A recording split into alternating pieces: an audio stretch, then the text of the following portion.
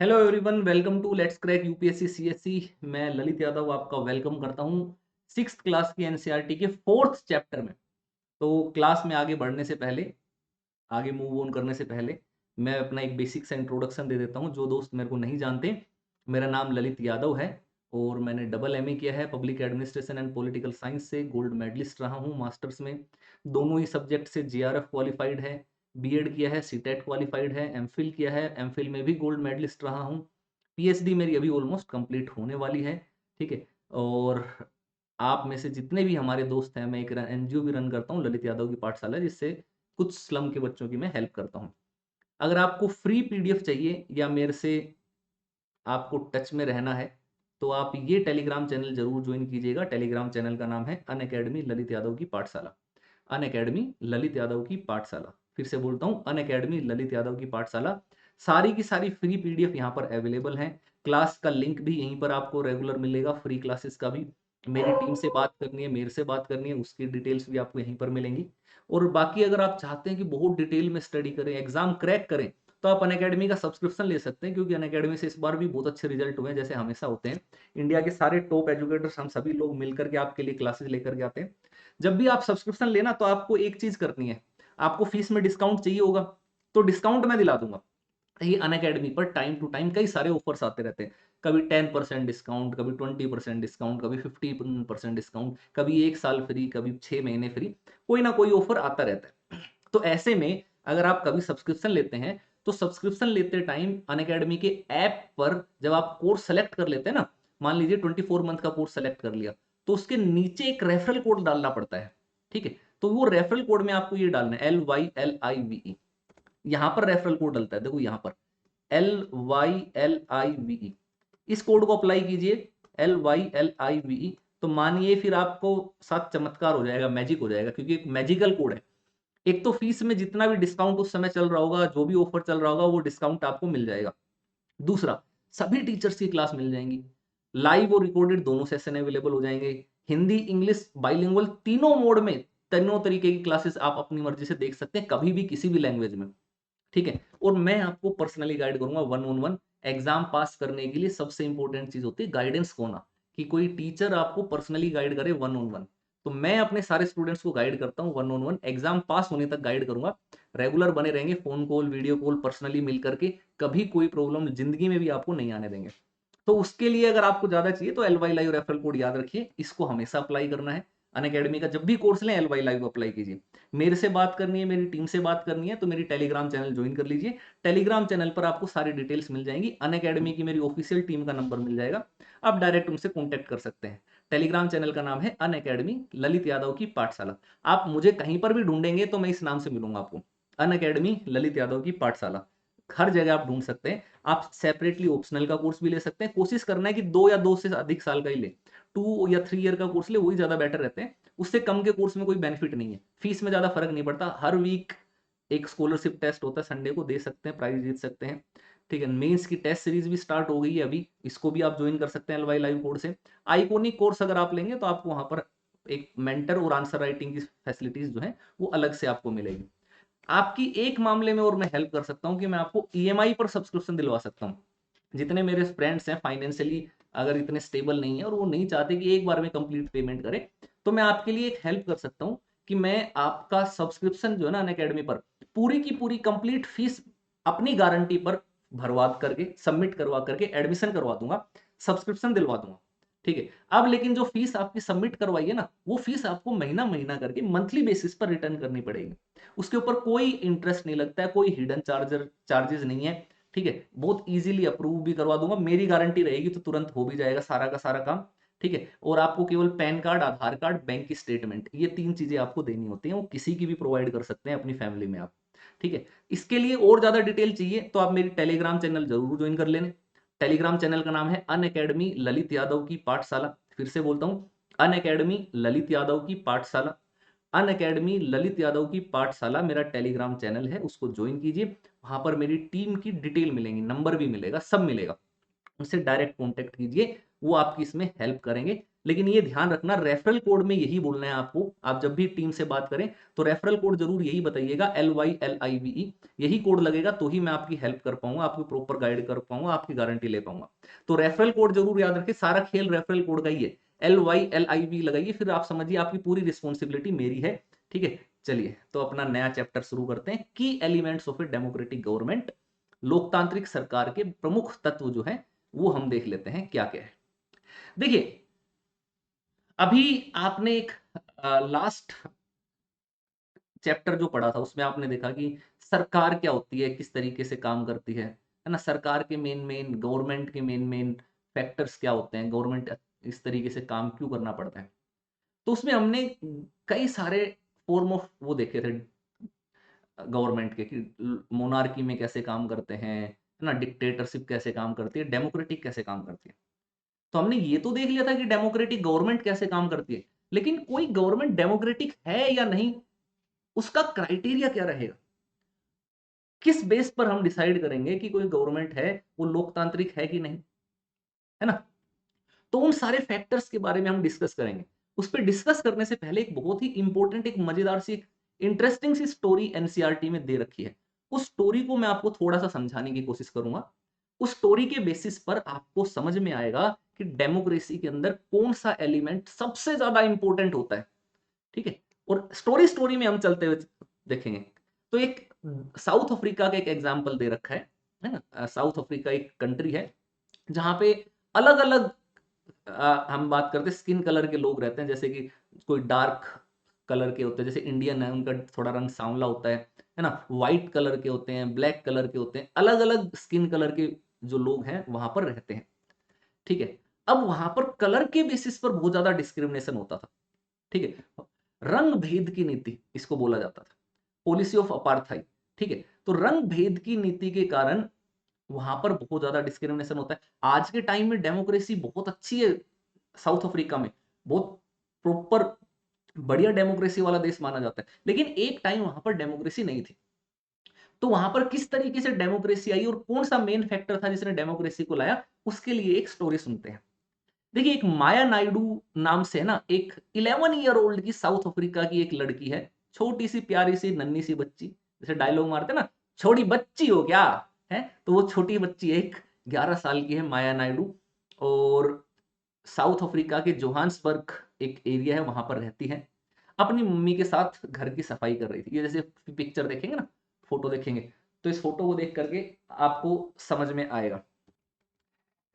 तो माया क्या करती है, अपनी मम्मी के साथ, मदर के साथ घर की क्लीनिंग कर रही होती है, साफ सफाई कर रही होती है। अब जो वो घर की क्लीनिंग करती है तो उसको एक रजिस्टर मिलता है, एक स्क्रैप बुक उसको मिलती है, जिसमें न्यूज़पेपर की कटिंग्स, फोटोग्राफ्स उसमें काफी सारी लगी रहती है। जैसे आप ये फोटो देख रहे हैं ना, पिक्चर, इसमें आपको दिखाई देगा। अब छोटे बच्चे होते हैं, उनको कोई भी नई चीज मिलती है तो वो काफी ज्यादा जिज्ञासा होती है।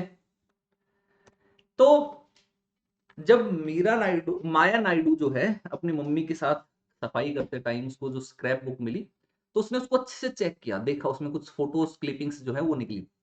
अब उसमें एक 15 ईयर ओल्ड बच्चा था, 15 साल का बच्चा था जो स्कूल जाता था।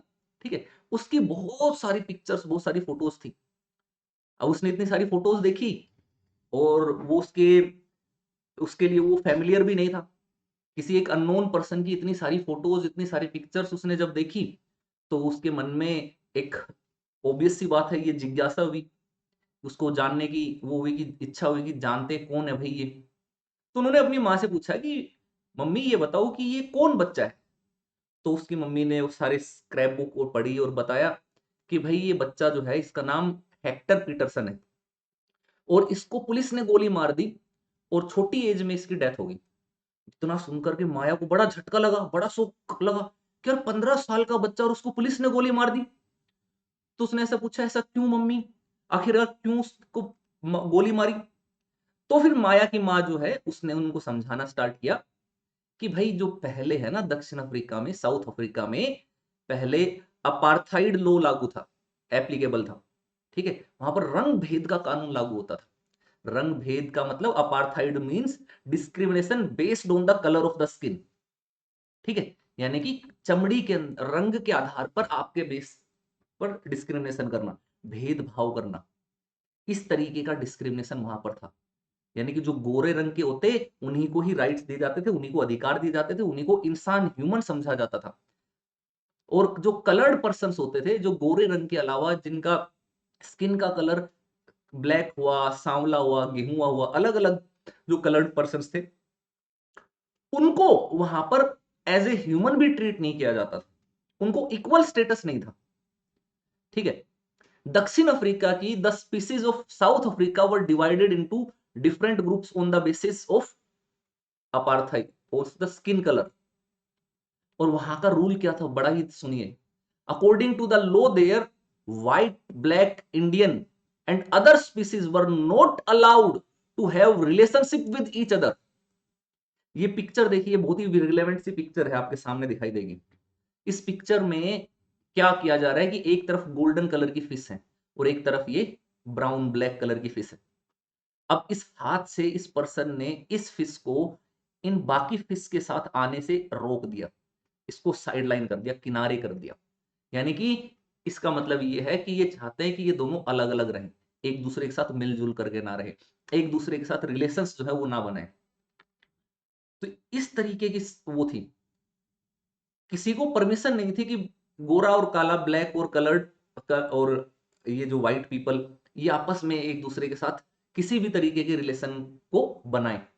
जैसे आज के टाइम में देखते हैं ना, आज के टाइम में तो जैसे आप साउथ अफ्रीका में या साउथ अफ्रीका के बहुत सारे क्रिकेटर्स को आपने देखा होगा। क्रिकेटर्स को आप देखना कि उनके बहुत सारे क्रिकेटर्स आप देखोगे तो उनका कलर कुछ होता है, उनकी फैमिली, उनकी वाइफ का, या उनके अगर कोई फीमेल क्रिकेटर है तो उनके हस्बैंड का कलर कुछ अलग होता है। तो आज के टाइम में वहां पर ये डिस्क्रिमिनेशन खत्म हो चुका है, लेकिन पहले ये डिस्क्रिमिनेशन था। ठीक है। और एक और चीज समझाता हूं मैं आपको, ये सारी की सारी सिस्टम ना केवल साउथ अफ्रीका बल्कि अमेरिका में भी था। People of different species could neither live near each other NOR use common facilities. ये पिक्चर, ये फोटोज आपके लिए बहुत ढूंढ करके लेकर के आया हूं। आप ये देखिए इस फोटोज को।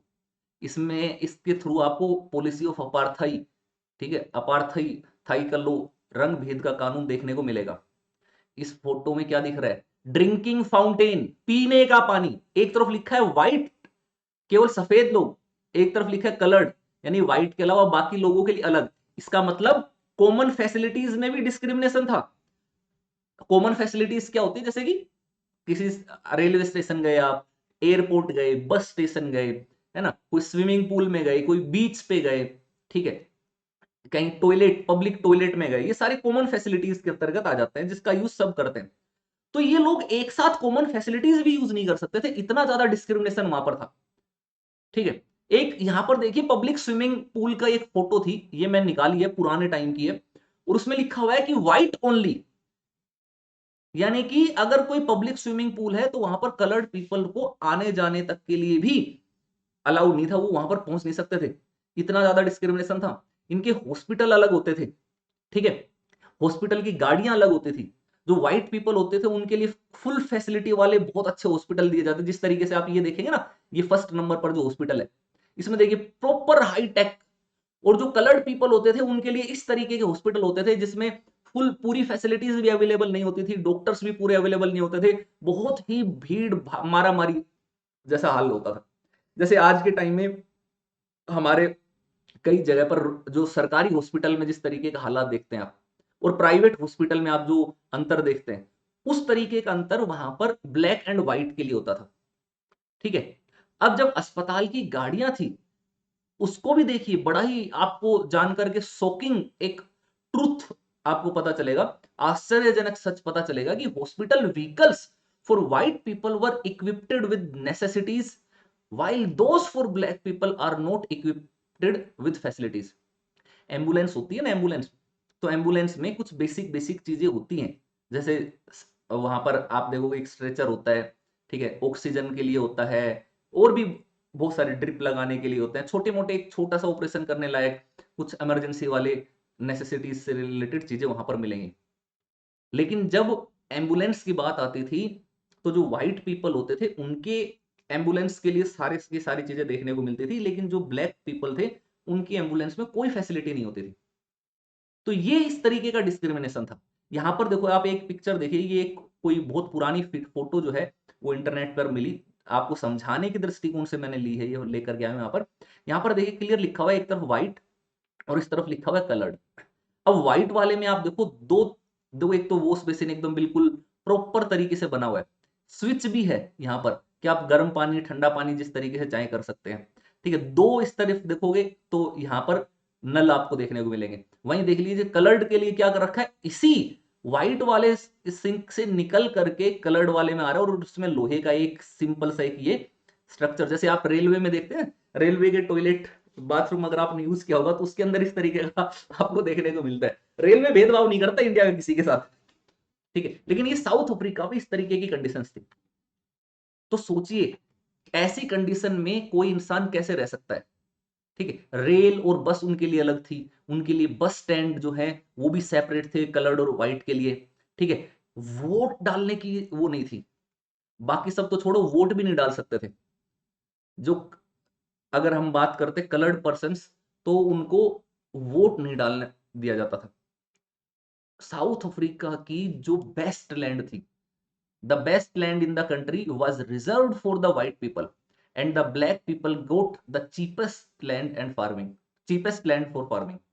यानी कि जो जिस जमीन के ऊपर खूब अच्छी खेती होती थी, खूब महंगी जमीन थी, और जहां पर अपॉर्चुनिटीज अच्छे थे, रिसोर्सेज अच्छे थे, वो सारी की सारी प्रॉपर्टी दे दी गई व्हाइट पीपल्स को, और जो कलर्ड पीपल्स थे उनको लिए दे दी जो चीपेस्ट लैंड, जिसको बोला जाता है कि यार ये यूजफुल नहीं है, काम की नहीं है, जिसको लोग ऐसे छोड़ देते थे, उस तरीके की जमीन। तो इतना बड़ा भेदभाव, इवन आप अगर हम डिस्क्रिमिनेशन बताएं तो स्कूल के अंदर इस तरीके का डिस्क्रिमिनेशन होता था कि ब्लैक पीपल्स के लिए अलग स्कूल, अगर किसी एक स्कूल में साथ ही पढ़ रहे हैं तो उनके लिए आप देखोगे तो एक अलग रो अलग सीट, व्हाइट वालों के लिए एक अलग रो अलग सीट, इस तरीके से। ठीक है, अब ऐसी सिचुएशन में क्या होगा, कोई भी व्यक्ति ऐसी सिचुएशन में रहना चाहेगा? नहीं रहना चाहेगा, है ना। सब लोग क्या चाहते हैं, राइट्स चाहते हैं, इस तरीके का डिस्क्रिमिनेशन नहीं चाहते हैं। तो ऐसी सिचुएशन होती है, वहां पर डेमोक्रेसी नहीं है। तो डेमोक्रेसी लाने के लिए यहां पर फिर एक आंदोलन होता है, फिर एक मूवमेंट होता है, और उस मूवमेंट की स्टार्टिंग कैसे होती है इसको समझिए। वहां पर एक सिटी थी, एक शहर था जिसका नाम था सोवेटो। ठीक है, सोवेटो नाम की एक सिटी थी, और वहां पर केवल कलर्ड पीपल, ब्लैक पीपल जो है, काले अश्वेत लोग जो है वो रहते थे। और जो हेक्टर पीटरसन, जो 15 साल का बच्चा था, 15 ईयर्स ओल्ड बॉय था, वो भी वहीं रहता था। और वहां के जो व्हाइट पीपल हैं उस एरिया के अंदर, व्हाइट पीपल एक लैंग्वेज बोलते थे जिसको बोला जाता अफ्रीकांस। ठीक है, और बाकी जो कलर्ड पीपल्स थे, जो ब्लैक पीपल्स थे, उनकी लैंग्वेज जो थी वो थी जुलू। अब ऐसे में इस चीज को समझिए, Hector and other students of the school were being stressed to learn this language while they wanted to learn their language Zulu. अब क्योंकि गोरे लोगों का शासन था, वही पावर में थे, तो वो चाहते थे कि वहां के जो ब्लैक पीपल है वो भी अफ्रीकांस लैंग्वेज में ही पढ़े, अफ्रीकांस लैंग्वेज ही सीखें।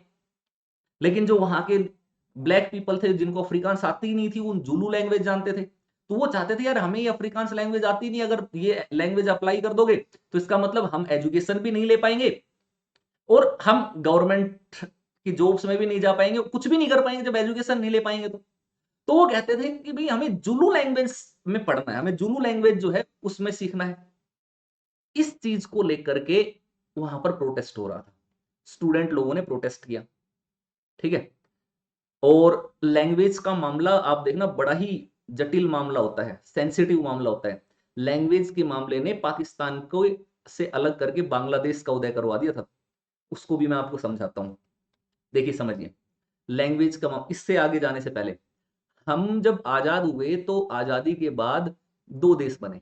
ठीक है, एक इंडिया बना, ठीक है, और एक पाकिस्तान। लेकिन ये ध्यान रखना, पाकिस्तान के दो हिस्से थे, दो पार्ट थे, एक पश्चिमी पाकिस्तान, वेस्टर्न पाकिस्तान, और एक पूर्वी पाकिस्तान, ईस्ट पाकिस्तान। अब जो वेस्टर्न पाकिस्तान था वहां पर उर्दू भाषा जो है ऑफिशियली बोली भी जाती थी, और वहां पर ज्यादा लोग भी रहते थे। ईस्ट पाकिस्तान जिसको पूर्वी पाकिस्तान बोलते हैं, यहां पर जो है बंगाली भाषा ज्यादा बोली जाती थी। उर्दू का यहां पर प्रचलन नहीं था, नाम मात्र का था, बहुत मिनिमम सा था। अब ईस्ट पाकिस्तान थोड़ा छोटा था, वेस्ट पाकिस्तान थोड़ा बड़ा था, और सारी पावर पॉलिटिक्स जो होती थी वो वेस्ट पाकिस्तान में होती थी, सारे लीडर नेता सब वेस्ट पाकिस्तान से थे। तो उन्होंने क्या कोशिश की, उन्होंने ईस्ट पाकिस्तान के ऊपर अपनी उर्दू लैंग्वेज को फोर्स कर दिया, क्योंकि सारे एग्जाम उर्दू लैंग्वेज में होंगे, ऑफिशियल लैंग्वेज उर्दू रहेगी, स्टडी उर्दू में होगी। अब ऐसे में ईस्ट पाकिस्तान को लगता था कि यार हमें तो उर्दू आती नहीं, हम तो केवल बंगाली जानते हैं, ऐसे में इसका मतलब तो ये हुआ कि हम एजुकेशन नहीं पा पाएंगे, तो हम समझदार नहीं बन पाएंगे। ठीक है, अब समझदार नहीं बनेंगे, साथ ही हमें गवर्नमेंट की जॉब्स भी नहीं मिल पाएगी, क्योंकि हमें तो उर्दू आती नहीं, हमें तो बंगाली आती है। तो उन लोगों ने वहां पर बंगाली भाषा के लिए अपना आंदोलन चलाया, स्टूडेंट मूवमेंट हुआ बहुत बड़ा, और वो लोग डिमांड रखने लगे अपना एक अलग बंगाली भाषा के बेस पर बांग्लादेश की। हालांकि कुछ और भी फैक्टर्स थे, लेकिन यहां पर क्योंकि लैंग्वेज का मामला आया, तो मैं आपको लैंग्वेज की चीज समझाना चाह रहा था कि लैंग्वेज किस तरीके से सेंसिटिव इशू होता है। और जब वो आंदोलन चला, उसके बाद 1971 के अंदर जो पाकिस्तान था उसके दो पार्ट जो थे वो अलग अलग हो गए। वेस्ट पाकिस्तान, जिसको हम पाकिस्तान मेन पाकिस्तान जानते हैं, वो बन गया। ईस्ट पाकिस्तान जो था ना, वो बन गया बांग्लादेश। ठीक है, तो ऐसे ही कुछ हालात साउथ अफ्रीका में भी थे। जो वहां के ब्लैक पीपल थे, लोग थे, वो जुलू लैंग्वेज को लेकर के प्रोटेस्ट करने लगे। वो चाहते थे कि हमें जुलू में स्टडी कराई जाए, वो हम लर्न करें, अफ्रीकांस नहीं लर्न करें। अब जब उन्होंने प्रोटेस्ट किया, तो दक्षिण अफ्रीका की जो पुलिस थी उसमें सारे के सारे ज्यादातर वो सब व्हाइट पीपल होते थे, पावर भी उन्हीं के पास थी। तो उनको लगा यार हम तो पावर में है, हम तो we are the powerful peoples, है ना, वी हैव द पावर। हथियार थे, गोला बारूद था। उन्होंने बड़ी ही बेरहमी से, ब्रूटली, जिसको बोलते हैं ना, ब्रूटली जो प्रोटेस्टर्स थे उनके ऊपर ओपन फायर किया, क्राउड के ऊपर लाठी चलाई, डंडे चलाए, गोलियां चलाई। बड़ी संख्या में लोग मारे गए, डेथ हुई, और उन्हीं गोलियों में से एक गोली हेक्टर को भी लगी, जिससे हेक्टर मारा गया। और ये इंसिडेंट 16 जून 1976 का है, जब इस तरीके की घटना हुई। ठीक है, जब ये हुआ तो इसके बाद और ज्यादा आंदोलन भड़क उठा अफ्रीका में। ये चीज दिखा रही थी, ये इंसिडेंट ने आपको ये चीज समझाया कि कितना ज्यादा डिस्क्रिमिनेशन, कितना ज्यादा भेदभाव वहां पर होता था। उस भेदभाव को दूर करने के लिए प्रोटेस्ट स्टार्ट हुए, आंदोलन स्टार्ट हुए। एक नेता, एक लीडर हुए, जिनका नाम था नेल्सन मंडेला। आप जानते हैं, बहुत बड़े नेता, पूरे वर्ल्ड में पीस फैलाने के लिए इनको जाना जाता है। तो उन्होंने बड़े लंबे टाइम तक इस अपार्थाई की पॉलिसी के अगेंस्ट जो है फाइट किया, और 1994 में जाकर के फाइनली इनको सक्सेस मिली, सफलता मिली। नेल्सन मंडेला को जेल में बंद किया हुआ था, इनको जेल से रिहा किया गया।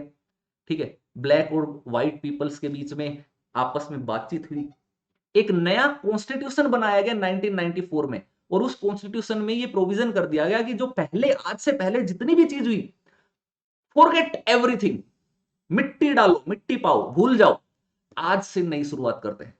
ये एक अलग लेवल की मैच्योरिटी पूरे वर्ल्ड में पहली बार देखने को मिली, कि पुराने सारे गम, पुराने सारी दुश्मनी को एकदम से भुला करके एक नई शुरुआत कर रहे हैं, और उस नई शुरुआत में सबको इक्वल राइट दे दिए।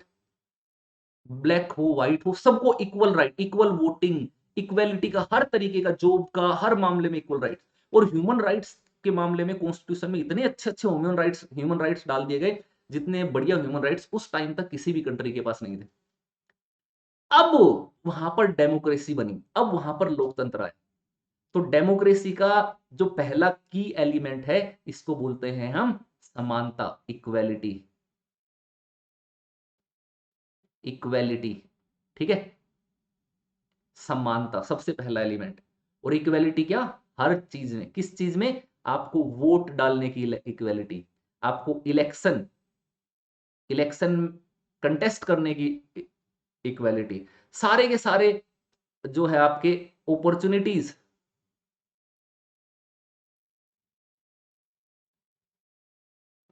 आपको अवसर की समानता, है ना, आपको सारे राइट्स में आपको इक्वेलिटी मिले, सारी ड्यूटीज सबके लिए इक्वल, सारे लो सबके लिए इक्वल। तो ये इक्वेलिटी होना जरूरी था। इस इक्वेलिटी से डेमोक्रेसी जो है वो डिफाइन होती है। तो पहला की एलिमेंट, फर्स्ट की एलिमेंट इज इक्वेलिटी। और इस इक्वेलिटी को लाने के लिए काफी ज्यादा संघर्ष जो है, काफी ज्यादा फाइट जो है वो वहां पर देखने को मिली। ठीक है, ये चीज ध्यान रखना। अब आपको एक और चीज बताता हूं। इस इक्वेलिटी को लाने के लिए जब हम लोकतांत्रिक सरकार की बात कर रहे हैं, जब हमने साउथ अफ्रीका की बात की, तो इसके एग्जाम्पल और भी हैं डेमोक्रेटिक कंट्री बनने के लिए। साउथ अफ्रीका जो है वो 1994 में बना डेमोक्रेटिक। लेकिन आप यूएसए की भी बात कर लीजिए, यूएसए के लिए एक अलग से चैप्टर आएगा, तो उसमें मैं यूएसए की डिस्कशन करूंगा। इसको हम छोड़ देते हैं, हम इंडिया की बात कर लेते हैं, भारत की बात कर लेते हैं। अगर हम बात करते हैं 1947 से पहले, है ना, बिफोर 1947, ठीक। तो बिफोर 1947 क्या होता था? एक तो इंडिया गुलाम था, अंग्रेजों का कॉलोनी थी हम, अंग्रेजों ने हम पर कब्जा किया हुआ था। इसके साथ साथ भारत में डिस्क्रिमिनेशन बहुत ज्यादा था, भेदभाव जिसको हम बोलते हैं, वो बहुत ज्यादा भेदभाव था। और वो भेदभाव किस किस बेसिस पर था? बहुत सारे बेसिस थे उसके लिए। अगर हम बात करें तो जेंडर के बेसिस पर भेदभाव था, कास्ट के बेसिस पर जो है वो भेदभाव था, जाति के आधार पर बहुत ही ज्यादा भेदभाव था। वहां पर अलग अलग वर्ण सिस्टम जो था, उसमें अलग अलग तरीके से डिस्क्रिमिनेशन की चीजें आपको देखने को मिलती थी। बहुत सारी कास्ट थी जिनको ह्यूमन तक नहीं समझा जाता था, अपने साथ इक्वल नहीं समझते थे। ठीक है, अपर कास्ट, लोअर कास्ट, इस तरीके का डिस्क्रिमिनेशन देखने को मिलता था। जब 1947 में जब हम आजाद हुए, इंडिपेंडेंस जो हमें मिली, तो वो इंडिपेंडेंस की जो फाइट हुआ, जो फ्रीडम फाइट हुई, वो फाइटिंग केवल अंग्रेजों को भारत से भगाने के लिए नहीं थी। उसके साथ साथ उसी फाइट में, उसी के अंदर और भी कई सारे मूवमेंट चल रहे थे उस आंदोलन में। मूवमेंट अगेंस्ट डिस्क्रिमिनेशन, ठीक है, on the basis of caste, on the basis of gender, है ना, women for movement for women rights, movement for social justice, सामाजिक न्याय के लिए, महिलाओं के अधिकार के लिए, जातिगत भेदभाव को दूर करने के लिए। तो जो फ्रीडम स्ट्रगल था ना, उस फ्रीडम स्ट्रगल में हमारे कंट्री के जितने भी नेता थे, फ्रीडम फाइटर्स थे, तो उन्होंने पूरे इंडिया को एज ए होल उनका आह्वान किया, उनकी हेल्प मांगी, सपोर्ट मांगी, इंग्लैंड के खिलाफ, अंग्रेजों के खिलाफ प्रोटेस्ट करने के लिए। और उस बदले में वायदा किया, प्रोमिस किया कि हम इंडिया के अंदर जो डिस्क्रिमिनेशन है उसको हम दूर कर देंगे जैसे ही हम आजाद होंगे। तो उसके बाद आप देखोगे, जब हमारा कॉन्स्टिट्यूशन बनाया जाता है, हमारा संविधान बन जाता है, लागू हो जाता है, तो उसमें आपको राइट टू इक्वलिटी मिलेगा आर्टिकल 14 टू 18 में। ठीक है, किसी तरीके का डिस्क्रिमिनेशन नहीं, हर किसी के साथ इक्वल ट्रीटमेंट। इवन जो उस टाइम जो छुआछूत, अनटचेबिलिटी जो भारत में थी, उसको भी पनिशेबल ऑफेंस बना दिया गया आर्टिकल 17 से। ठीक है, तो वो इक्वेलिटी की तरफ एक बहुत बड़ा कदम था भारत में। पहली बार भारत आजादी के टाइम से ही भारत ने इस चीज को किया। लेकिन इसके लिए एक लंबी फाइट, एक लंबी लड़ाई जो है वो लड़ी गई। और डॉक्टर बी आर अंबेडकर ने इस सोशल जस्टिस, सामाजिक न्याय के और सोशल इंक्लूजन, इसके लिए बहुत बड़ा रोल जो है यहां पर उन्होंने निभाया। ठीक है, अब बात कर लेते पार्टिसिपेशन की। तो पहली चीज तो आपने देखी इक्वेलिटी, जो की पॉइंट है इसका, डेमोक्रेसी का। अब बात करते हैं पार्टिसिपेशन, दूसरा की पॉइंट है वो पार्टिसिपेशन आता है। आपको पता है कि आपने सोचा है कि हमारे यहाँ पर रेगुलर इलेक्शन क्यों होते हैं? Why do we have regular elections? ठीक है, all governments are elected for a fixed time, why? है ना, in case of India this period is 5 years, 5 साल का पीरियड है। ठीक है, इन अमेरिका 4 इयर्स पीरियड है वहां के प्रेसिडेंट के लिए। एक बार इलेक्ट हो गए आप, ठीक है, तो आप 5 साल के लिए रह सकते हैं।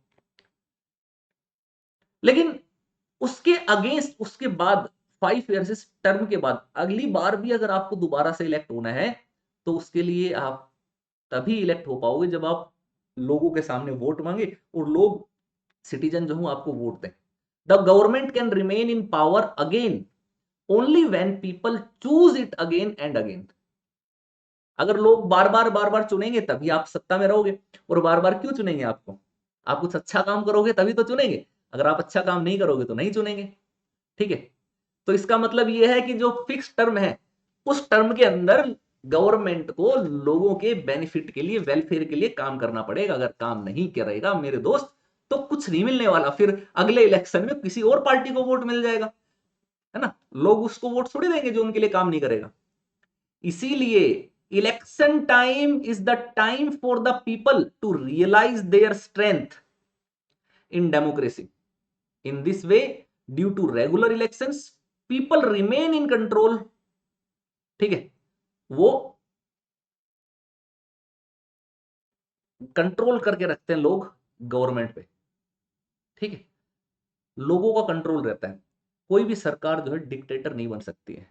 आप देखना, जैसे कि यूएसएसआर है, चाइना है, वहां पर उनके हेड ऑफ द स्टेट, वहां पर जो उनके मेन जो एग्जीक्यूटिव हैं, उन्होंने अपने टेन्योर को, चाइना में तो अनलिमिटेड के टाइम के लिए बना बना लिया सी जिनपिंग को। डेथ, जब तक मरेंगे नहीं तब तक रहेंगे। व्लादिमीर पुतिन रसिया ने, उन्होंने भी अपनी आप टेन्योर को बहुत लॉन्ग टर्म के लिए एक्सटेंड कर लिया, 2033 तक शायद। तो वो वहां पर फिर किसी और के लिए कोई चांस ही नहीं है। एक तरीके से डिक्टेटरशिप सी हो जाती है। ठीक है, तो लोगों के पास पावर नहीं रहती है। लेकिन डेमोक्रेसी में क्या है कि कोई भी गवर्नमेंट जो है ना, लोगों को के अगेंस्ट नहीं जा सकती, अपने सिटीजन्स के अगेंस्ट नहीं जा सकती। उनके लिए काम करना पड़ेगा, वर्क करना पड़ेगा, तभी 5 साल के बाद उनको वोटिंग मिलेगी। तो सबसे दूसरा की एलिमेंट जो है वो है पार्टिसिपेशन। ठीक है, पार्टिसिपेशन कैसा? सबको इलेक्शन लड़ने का चांस मिले। और इंडिया में ऐसा है। इंडिया में कोई भी पर्सन, कोई भी सिटीजन, कोई भी नागरिक जो है वो इलेक्शन लड़ सकता है। ठीक है, कुछ अलग अलग टर्म एंड कंडीशंस जरूर उनको पूरी करनी पड़ती है। ठीक है, किसी तरीके का डिस्क्रिमिनेशन नहीं है, कास्ट के बेस पर डिस्क्रिमिनेशन नहीं है, रिलीजन के बेस पर नहीं है, जेंडर के बेस पर नहीं है। कोई भी इंडिया का सिटीजन एज ए ह्यूमन, कोई भी ह्यूमन जो इंडिया का सिटीजन है वो इलेक्शन लड़ने के लिए एलिजिबल है, अगर वो एक सर्टेन एज और कुछ क्वालिफिकेशन रखता है। सर्टेन एज कैसे? चलो एज एज खेल लेते हैं। ठीक है, अगर मान लेते हैं आपको लोकल गवर्नमेंट का इलेक्शन लड़ना है, मैं यहां पर लिख देता हूं लोकल गवर्नमेंट। लोकल गवर्नमेंट में क्या हो गया? पंचायत होगी और नगर पालिकाएं होगी। तो मैं इसको रूरल और अर्बन ये लिख देता हूं। तो इनके लिए आपकी एज होनी चाहिए, मिनिमम एज इलेक्शन के लिए 21 ईयर्स होनी चाहिए। ठीक है, ये एलजी का मतलब लेफ्टिनेंट गवर्नर नहीं, लोकल गवर्नमेंट समझना है यहाँ पर, स्थानीय शासन। अगर आप एमएलए का इलेक्शन लड़ना चाहते हैं तो आपके लिए 25 साल होने चाहिए। अगर आप एमपी का इलेक्शन कंटेस्ट करना चाहते हैं तो भी 25 साल होने चाहिए, 25 ईयर्स होने चाहिए। एमपी किसके लिए? एमपी लोकसभा। लोकसभा। अगर राज्यसभा के एमपी अगर आप बनना चाहते हैं तो आपके लिए 30 ईयर्स एज होनी चाहिए। अगर आप प्रेसिडेंट बनना चाहते हैं, वाइस प्रेसिडेंट बनना चाहते हैं, गवर्नर बनना चाहते हैं, तो आपके लिए एज लिमिट जो है 35 होनी चाहिए। तो ये क्राइटेरिया है एज का। ठीक है, आप दिवालिया नहीं होने चाहिए, बैंक डिफॉल्टर नहीं होने चाहिए, आप मेंटली इल नहीं होने चाहिए, है ना। बस ये इतनी ही बात है। और ये क्राइटेरिया पूरा करते हो आप इलेक्शन लड़ सकते हो। रिलीजन के बेस पर आपको रोका नहीं जा सकता, कास्ट के बेस पर रोका नहीं जा सकता। अब क्योंकि इंडिया के अंदर डाइवर्सिटी बहुत है, विविधता बहुत है, तो उस डाइवर्सिटी में ये पॉसिबिलिटीज रहती हैं कि जो मेजोरिटी ग्रुप है उनको ज्यादा रिप्रेजेंटेशन मिल जाए और जो माइनॉरिटी ग्रुप में उनको रिप्रेजेंटेशन ही ना मिले। ये एक पॉसिबिलिटी रहती है। इस पॉसिबिलिटी को भी दूर कर दिया, इस को भी हमारे कॉन्स्टिट्यूएंट मेकर्स ने बहुत अच्छे से संभाला। कैसे संभाला? उन्होंने दिया, रिजर्वेशन का प्रोविजन किया। रिजर्वेशन, आप देखोगे कि लोकसभा के इलेक्शन की बात कर लेते हैं, तो लोकसभा के इलेक्शंस के लिए कुछ सीटें शेड्यूल कास्ट के लिए रिजर्व होती हैं और कुछ सीटें शेड्यूल ट्राइब के लिए रिजर्व होती हैं। उन सीटों पर केवल शेड्यूल कास्ट और शेड्यूल ट्राइब के कैंडिडेट्स ही इलेक्शन लड़ सकते हैं और बाकी नहीं लड़ सकते। उसका रीजन ये है क्योंकि अगर ये सीटें रिजर्व नहीं की जाती ना, तो पूरे इंडिया में जो लोकसभा की टोटल नंबर ऑफ सीट है वहां पर शेड्यूल कास्ट और शेड्यूल ट्राइब के रिप्रेजेंटेटिव इतने अधिक इलेक्ट होकर के नहीं आ पाते, बहुत कम ही लोग इलेक्ट होकर के आ पाते, क्योंकि माइनॉरिटी में है उन बहुत सारे एरियाज में, इसलिए। और थोड़े से उस टाइम आप देखोगे जब हम भारत जब आजाद हुआ तो डिस्क्रिमिनेशन जो सबसे ज्यादा हुआ था वो शेड्यूल कास्ट और शेड्यूल ट्राइब के साथ ही उस टाइम डिस्क्रिमिनेशन होता था। तो एजुकेशनली उस टाइम थोड़ा सा पिछड़े हुए थे और इकोनॉमिकली बैकवर्ड थे। तो सोसाइटी में इक्वल स्टेटस देने के लिए, इक्वल पार्टिसिपेशन देने के लिए जरूरी था कि इनकी पॉलिटिक्स में भी रिजर्वेशन दिया जाए। तो पॉलिटिक्स में वहां पर आप देखोगे रिजर्वेशन दिया गया था, पहले 10 इयर्स के लिए दिया गया था, फिर 10 इयर्स करके सभी गवर्नमेंट्स ने बढ़ाते जो है इसको चले गए हैं। अभी 2030 तक के लिए बढ़ा दिया गया। अभी रिसेंट में ही आपने देखा होगा एक अमेंडमेंट हुआ था, उस अमेंडमेंट के थ्रू। ठीक है, कौन से अमेंडमेंट से शेड्यूल कास्ट और शेड्यूल ट्राइब के रिजर्वेशन को 10 इयर्स के लिए एक्सटेंड किया गया है ना? और उस अमेंडमेंट का नाम आप कमेंट बॉक्स में लिखेंगे, ये भी एक होमवर्क है मेरे सारे दोस्तों के लिए। ठीक है, वीडियो कंप्लीट होगी, क्लास कंप्लीट होने के बाद आप उस अमेंडमेंट के बारे में यहां पर लिख करके बताएंगे। तो ये हो गया पार्टिसिपेशन। पार्टिसिपेशन सबको बिना किसी भेदभाव के। अब ये ध्यान रखना कि डेमोक्रेसी में पार्टिसिपेशन केवल वोट इलेक्शन लड़कर के ही नहीं होता है, सभी लोग तो इलेक्शन कंटेस्ट नहीं कर सकते ना। तो ऐसे में बाकी लोग कैसे पार्टिसिपेट करेंगे, क्योंकि डेमोक्रेसी तो तभी होगी ना जब सभी लोग पार्टिसिपेट करें। तो पार्टिसिपेशन के कई सारे तरीके हैं। एक तो लोकल गवर्नमेंट थी, ठीक है, लोकल गवर्नमेंट के थ्रू सबको डायरेक्ट गवर्नेंस में वहां पर पार्टिसिपेशन करने का मौका मिला। अब सेंट्रल लेवल पर, स्टेट लेवल पर पार्टिसिपेशन के लिए कई सारे अलग अलग जो है तरीके होते हैं, है ना? Apart from voting there are many ways for people to participate in the decisions and policies of democratic government. कौन कौन से हैं? People also play their part by taking interest in and criticising the government's action. आप करते कि नहीं करते? आप देखना, गवर्नमेंट की कोई भी पॉलिसी आती है, और आज के टाइम में तो सोशल मीडिया का जमाना है, फेसबुक, यूट्यूब, इंस्टाग्राम, सबको लग गया। अरे सर क्या व्हाट्सएप का नाम ले लिया, इंस्टाग्राम, फेसबुक का नाम। सर चलो आप पढ़ते पढ़ते काफी देर पक गए, जरा देख लेते हैं फेसबुक इंस्टाग्राम पे हमारे किसी चाहने वाले का मैसेज, नंबर तो, कॉल तो नहीं आया, कोई सोना मोना जानू वानू नाराज तो ना हो जाए, पता चले कि मैसेज करने रिप्लाई करने में थोड़ी देर कर दी और इतनी देर में हमारा हो जाए ब्रेकअप, है कि हमें इंपॉर्टेंस नहीं दे रहे यार, मैं नहीं रह रहे, मैं नहीं रह रहा तुम्हारे साथ, है मैं नहीं रह रही तुम्हारे साथ, चलो निकलो। है, ऐसा मत करना। जैसे अभी चैट बॉक्स में भी बहुत सारे लोग लगे हुए हैं, सब लोग हाय, हाउ आर यू, क्या हाल चाल है ना, व्हाट आर यू डूइंग, मेरे बाबू ने थाना थाए, मेरा तो ना बाबू, सोना बाबू है, इस तरीके से सारे के सारे। अब उसको ये नहीं पता कि तुम्हारा जो बाबू है जिसके तुम थाना थाए कह रहे हो वो तुम्हें बेच करके खा जाए। इतने समझदार, इतने बड़े हो रखे हैं वो, लेकिन तुम उनके उसमें इतने अंधे हो रहे हो कि तुतला रहे हो। ठीक है, तो सोशल मीडिया है, आपको एक सिंपल सा एग्जाम देता हूँ, आप लोग मोबाइल से थोड़े ज्यादा कनेक्टेड रहते हैं, तो मोबाइल से कनेक्टेड रहते हैं, गवर्नमेंट की कोई पॉलिसी आती है तो आप लोग देखना सभी लोग फिर उसके ऊपर रिएक्शन देने लगेंगे। ठीक है, लोग अपना अपना यूट्यूब पर वीडियो बना करके डालने लगेंगे। एक एग्जांपल से समझाता हूं। मान लेते हैं कि गवर्नमेंट ने एक पॉलिसी बनाने चाह रही है, और वो पॉलिसी बनाने के लिए उसका नाम है कि 50% reservation for Hindi medium in UPSC. अब ये मामला पब्लिक हुआ, जैसे पब्लिक हुआ तो सब लोग इसके ऊपर रिएक्शन देने लगे। कुछ स्टूडेंट्स इसके पक्ष में, सपोर्ट में आगे, बोले कि हाँ इससे हिंदी मीडियम का रिजल्ट सुधरेगा। कुछ लोग इसके अगेंस्ट में आए, बोले कि तो इक्वालिटी के अगेंस्ट है।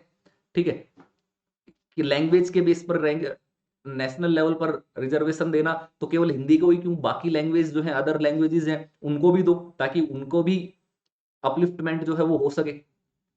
ठीक है, तो इसके प्रो एंड कॉन्स के लिए सब लोग कोई वीडियो बनाएगा, कोई कमेंट करेगा, कोई आर्टिकल लिखेगा, है ना, कोई मैगजीन में कुछ लिखेगा, कोई इंटरव्यू देंगे, कोई डिबेट करेंगे। तो ये सारी की सारी चीजें हैं, ये पार्टिसिपेशन का तरीका है। इन सब से गवर्नमेंट क्या है, देखती है, इन सब लोगों का रिएक्शन चेक करते हैं कि लोगों का भाव रुख किस तरीके से। 2005 का इसमें एक एग्जांपल दे रखा है कि उस टाइम एक इलेक्ट्रिसिटी फेयर जो है वो इंक्रीज कर दिए गए थे, किराया, बिजली का किराया जो बढ़ा दिया गया था 2005 में। अब जितना किराया भारत में, तो पैसा किसी चीज का बढ़ा दिया जाए तो फिर लोगों के लिए वो पे करना बहुत मुश्किल हो जाता है, क्योंकि लोअर मिडिल क्लास और लोअर क्लास अर्निंग के मामले में, आर्थिक सुविधाओं या आर्थिक कमाई के मामले में ज्यादा संख्या उन्हीं लोगों की है। तो ऐसे में कुछ भी चीज का प्राइस बढ़ेगा तो उनके ऊपर बड़ा इंपैक्ट पड़ेगा। तो लोगों ने क्या किए, वहां पर जुलूस लगाए, निकाले, सिग्नेचर कैंपेन करे, ठीक है, बहुत सारे हड़ताल प्रदर्शन किए। अब जब लोगों ने इतना ज्यादा जुलूस किया, प्रदर्शन किया, तो उससे क्या किया कि गवर्नमेंट को ये मानना पड़ा। द गवर्नमेंट जो है ने ये डिसीजन लिया कि भाई ये लोगों के बेनिफिट के लिए नहीं है, सिटीजन्स के बेनिफिट में नहीं है, तो उन्होंने बिजली के बढ़ाए हुए दाम को वापस ले लिया। सरकार को अपना डिसीजन बदलना पड़ा। The government had to change its decision as it is responsible to the general public, क्योंकि वो जनता के प्रति जिम्मेदार है। रीजन क्या था, क्योंकि अगर वो डिसीजन वापस नहीं लेते तो अगली बार लोग उससे नाराज रहते और सरकार को वोट नहीं डालते, और वोट नहीं डालते तो सरकार अगली बार चांस नहीं मिलता उसको, ठीक है।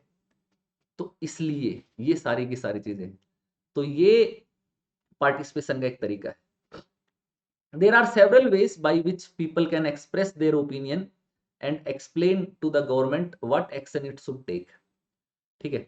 These methods include धरना प्रदर्शन, है ना, स्ट्राइक, सिग्नेचर कैंपेन।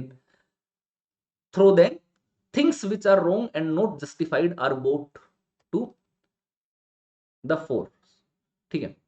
और इसके लिए कौन कौन रोल प्ले करते हैं, newspaper, magazine, television also play an important role in discussing issues related to the public and responsibilities of the government. Media, media दो तरीके की मीडिया, एक प्रिंट मीडिया, ठीक है, और एक इलेक्ट्रॉनिक मीडिया, और एक नई मीडिया जो आफ्टर ग्लोबलाइजेशन जो बहुत तेज गति से बढ़ने लगा, तो वो आया सोशल मीडिया 2000 के बाद से, ठीक है। पहले ओरकुट होता था, फिर फेसबुक, व्हाट्सएप, इंस्टाग्राम, ट्विटर वगैरह वगैरह, यूट्यूब वगैरह वगैरह, बहुत सारी चीजें आ गई। तो प्रिंट मीडिया, इलेक्ट्रॉनिक मीडिया और सोशल मीडिया, ये सबसे ज्यादा इंपॉर्टेंट रोल प्ले करते हैं पार्टिसिपेशन में, जिसमें लोग अपनी सारी की सारी तरीके, अपने व्यू पॉइंट वहां पर प्रेजेंट कर पाते हैं, ठीक है। और यही डेमोक्रेसी का सबसे बड़ा है ना। while it is true that democracy gives people a chance to participate, at the same time it is also true that people of all classes do not get this opportunity। सभी वर्गों को ये मौका नहीं मिल पाता है, ठीक है। उसका रीजन ये है कि बहुत सारे वर्ग आज के टाइम में भी आप देखोगे कि इतने ज्यादा एम्पावर्ड नहीं है, इतने ज्यादा उनके पास फैसिलिटीज गवर्नमेंट नहीं प्रोवाइड कर चुकी है। बहुत दूर दराज के इलाकों में आप देखोगे, रूरल एरियाज में काफी सारे लोग ऐसे हैं जिनका लाइफ जो है ना, मैक्सिमम लोग जो लोग हैं उनकी लाइफ है, उनका एक ही ऑब्जेक्टिव कि कैसे भी उनकी फैमिली को उनको चलाना है, फैमिली के लिए फूड अरेंज करना है ना, उनकी लाइफ अच्छी करनी है बस। तो उनके पास टाइम ही नहीं है कि वो पार्टिसिपेट कर सके। उनको इससे मतलब ही नहीं है कि गवर्नमेंट क्या पॉलिसी ला रही है, क्या नहीं ला रही, किस कंट्री के साथ कैसा रिलेशन है, नहीं। उनका मेन प्राइमरी ऑब्जेक्टिव है कि यार आज का खाना कैसे खाएं, आज शाम को हमारी फैमिली को फूड कैसे मिलेगा। तो ये रीजन है, ये गवर्नमेंट के फेलियर को भी दिखाता है कहीं ना कहीं, कि गवर्नमेंट जो है उसने, जितनी भी गवर्नमेंट्स हैं उन्होंने प्रॉपर तरीके से वर्क नहीं किया लोगों को उस इक्वल लेवल पर लाने के लिए। तो वो डिस्क्रिमिनेशन जरूर अभी, ठीक है, लेकिन उसको अगर छोड़ दिया जाए तो पार्टिसिपेशन के तरीके हैं, बहुत सारे हैं, ठीक है।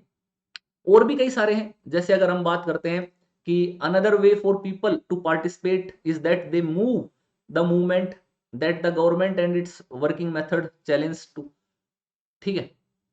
मतलब इसका मतलब यह है कि कुछ ऐसे आंदोलन चलाए जाएं जो सरकार को और उसके गलत कामों को चुनौती दें। आपको एक एग्जांपल से समझाता हूं, मैं बड़े ध्यान से समझ।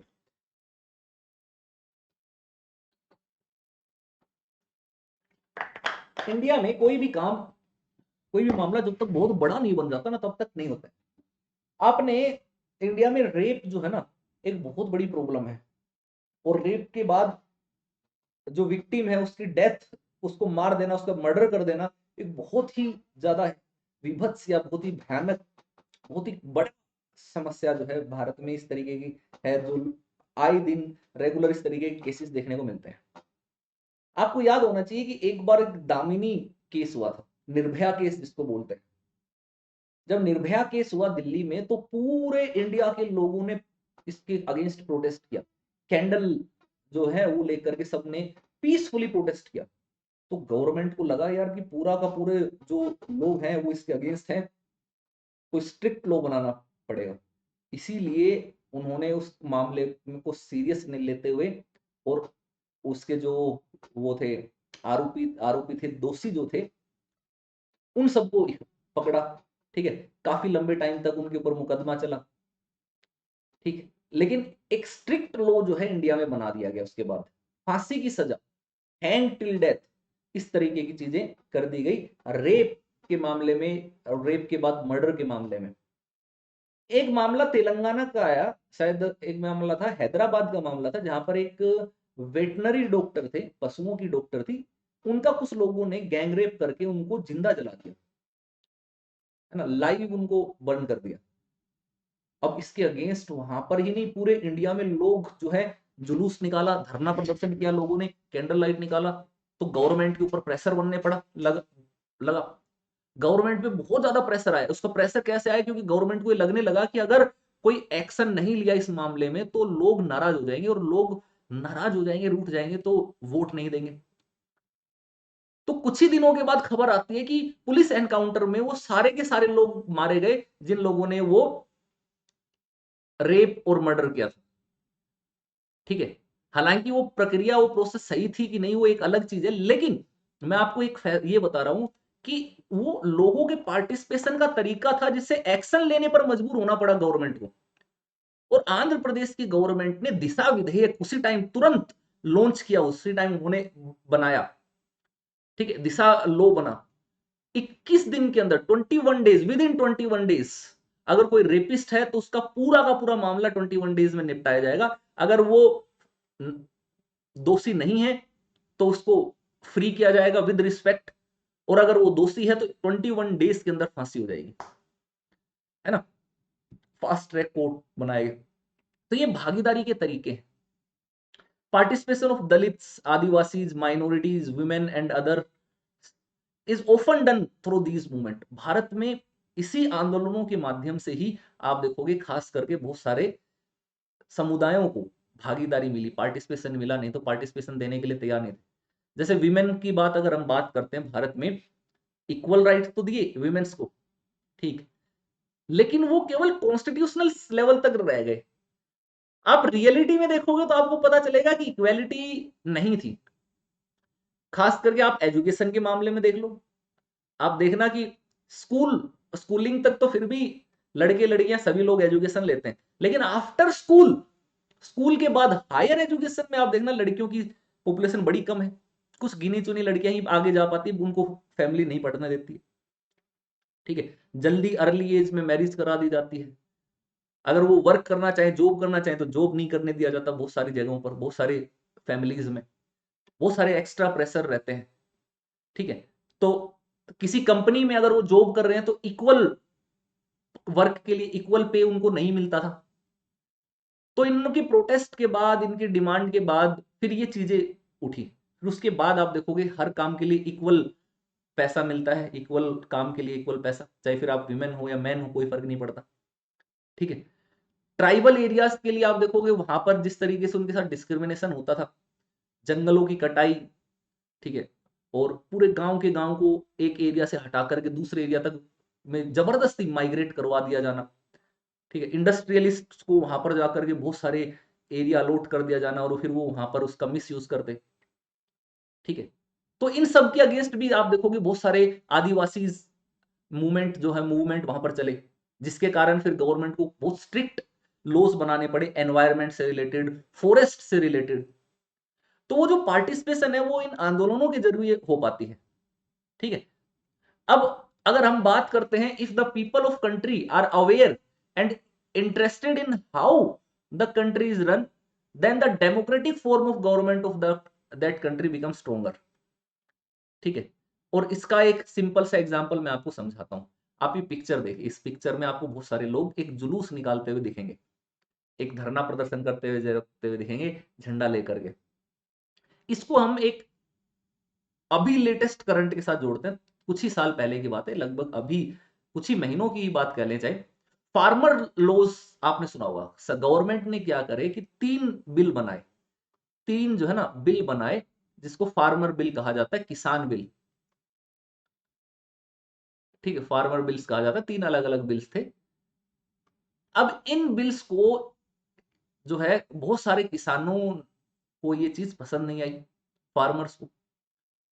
तो बड़ी लेवल पर बड़ी संख्या में उन्होंने प्रोटेस्ट किया।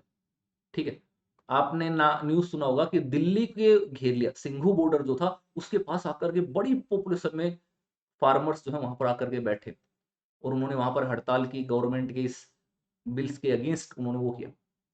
इतना बड़ा प्रेशर ग्रुप बना, इतनी सारी चीजें हुई कि गवर्नमेंट को फाइनली वो बिल वापस लेने पड़े, रिटर्न लेने पड़े। ठीक है, तो वो मैं इसमें ये चीज नहीं बता रहा हूं कि कौन सही है कौन गलत है। यहां पर मैं आपको एक चीज जो समझाने की कोशिश कर रहा हूं मेरे दोस्त, वो मैं ये कर रहा हूं कि ये एक पार्टिसिपेशन था, जिससे लॉ मेकिंग में भी आपने पार्टिसिपेशन किया, कानून बनाने में भी आपने रोल प्ले कर लिया। गवर्नमेंट ने वही किया जो आप चाहते थे, अगर आप नहीं चाहते तो ऐसा नहीं होता, है ना। तो अब इसीलिए इस बुक में ये लिखा गया है कि next time if we see a procession passing through the street of the town और विलेज, है ना, we will stop for a moment and find out what the procession has been taken for. ठीक है, तो अगली बार से आप अगर कोई भी ऐसा जुलूस निकलते हुए देखें, तो आप उस निकलते हुए जाना, उसको देखना, पता करना कि ये जुलूस क्यों निकाला जा रहा है, क्या इसका बेनिफिट होगा। तो एक प्रेशर ग्रुप के रूप में वो किस तरीके से पॉलिसी फॉर्मुलेशन में हेल्प करेगा। ठीक है, कौन कौन से लोग हैं जो उसमें पार्टिसिपेट कर रहे हैं, किस इशू के ऊपर वो पार्टिसिपेट कर रहे हैं, क्यों, किस चीज को लेकर के परफॉर्म कर रहे हैं। इससे आपको समझ में आएगा कि हमारी गवर्नमेंट किस तरीके से वर्क करती है। तो ये हो गया पार्टिसिपेशन। तो आपने क्या क्या चीजें देख ली, एक तो इक्वेलिटी होनी चाहिए, ठीक है, एक पार्टिसिपेशन होना चाहिए, और पार्टिसिपेशन के भागीदारी के सभी तरीके आपने देख लिए। अब डेमोक्रेसी के अंदर एक और चीज होनी चाहिए कि डिस्प्यूट्स का रेजोल्यूशन किस तरीके से हो, विवादों का समाधान कैसे हो, है ना, डिस्प्यूट्स को कैसे रिजोल्व किया जाए। अब ऐसे में आप देखना कि जब भी कहीं पर भी कोई विवाद होता है, कोई डिस्प्यूट होता है ना, तो उसमें हिंसा का बहुत ज्यादा प्रयोग किया जाता है, वॉयलेंस का बहुत ज्यादा प्रयोग किया जाता है। वॉयलेंस हर जगह देखने, जैसे फोटो में आप देख पा रहे होंगे, इस फोटो में दिखेगा। This is because one group believes that it is appropriate to use force to prevent the other group from resisting. क्योंकि हर किसी को जो पावरफुल होता है ना, उसको लगता है कि यार मैं पावरफुल हूं, दूसरे वाले को चलो पकड़ लेते हैं, मार पीट करके डरा धमका कर खत्म कर लेते हैं। तो इस तरीके की चीजें होती हैं, और इस तरीके के विवाद ज्यादातर वहां उभरते हैं जहां पर अलग अलग कल्चर के लोग रहते हैं, डिफरेंट कल्चर के लोग रहते हैं, रिलीजन के लोग हैं, रीजन के लोग हैं, इकोनॉमिक बैकग्राउंड अलग अलग है, और वो एक दूसरे के साथ सही तरीके से तालमेल जो है, कोऑर्डिनेशन नहीं बैठा बिठा पाते। उसका रीजन ये है कि this also happens when some people feels that they are being discriminated. ठीक है, उनके साथ भेदभाव किया जा रहा है। ठीक है, तो ऐसे में इस तरीके के डिस्प्यूट्स बहुत होते हैं। और जैसे भारत में आप देखोगे तो रिलीजन के बेसिस पर, कास्ट के बेसिस पर आपको राइट्स देखने को मिलते हैं, दंगे जिसको आप बोलते हो। तो ऐसे में गवर्नमेंट की जिम्मेदारी है, it is the responsibility of the government to resolve these disputes.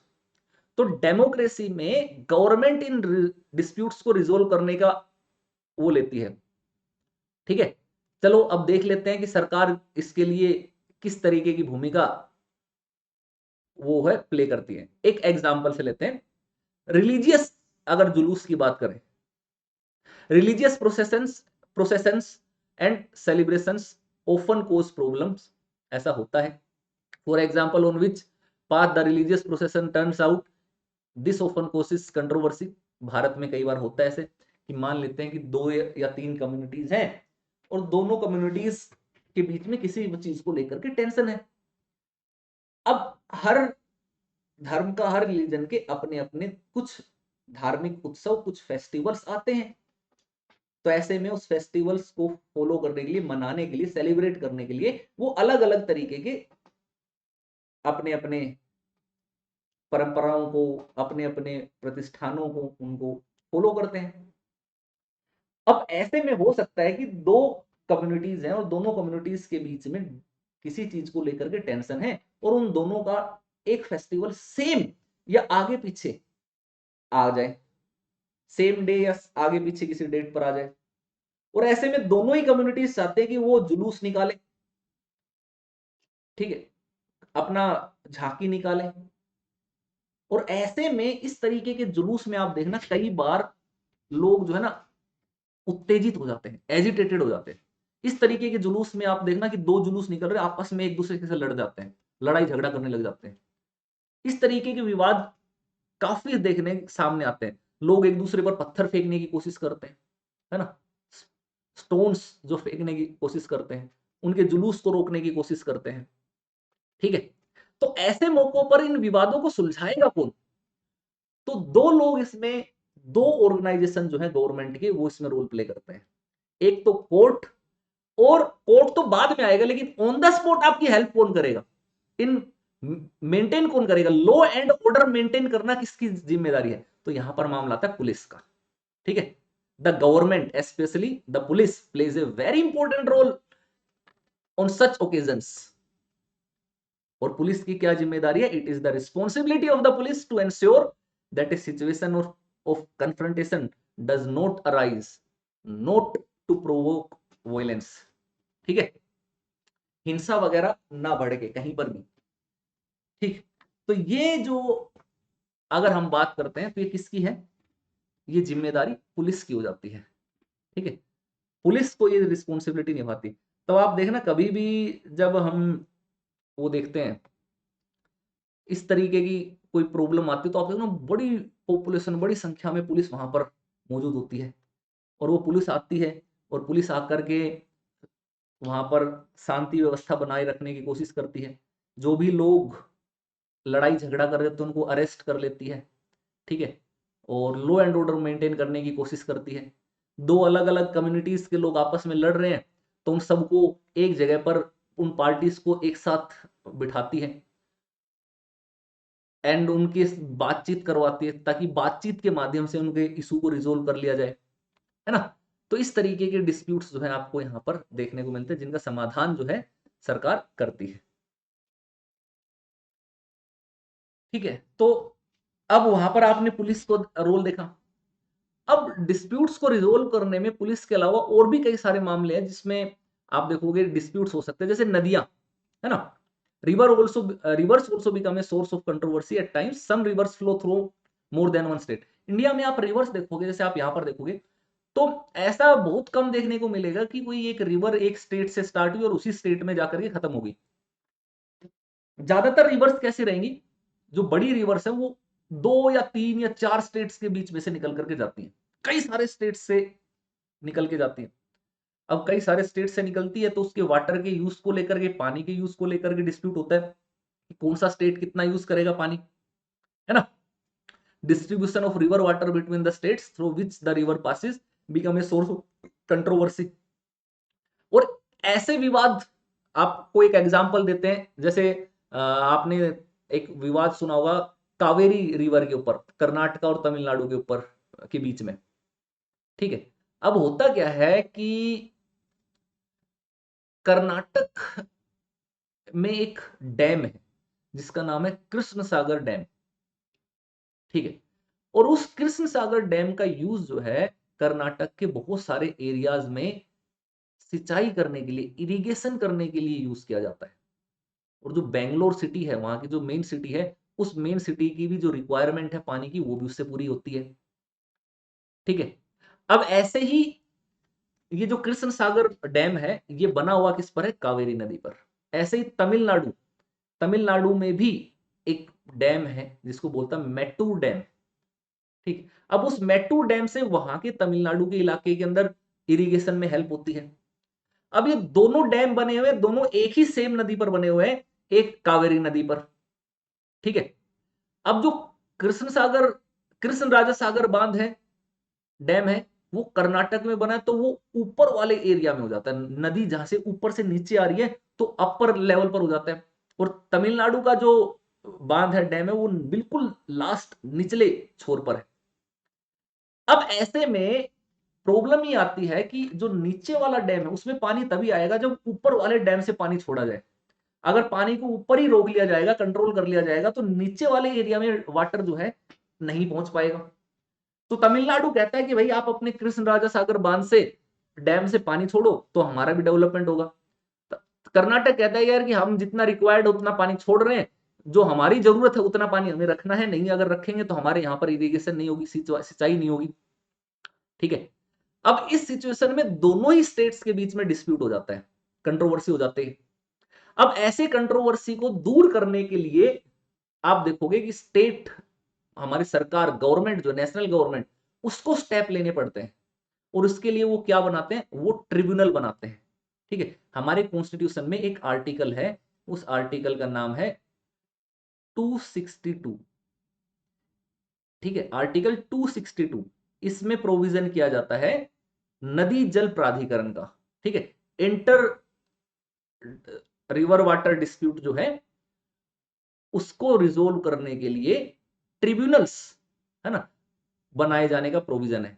ये ट्रिब्यूनल्स कौन बनाएगा, ये पार्लियामेंट बनाएगा। ठीक है, पार्लियामेंट बनाएगा, और इन ट्रिब्यूनल्स के थ्रू इन कॉन्फ्लिक्ट्स को रिजोल्व किया जाता है।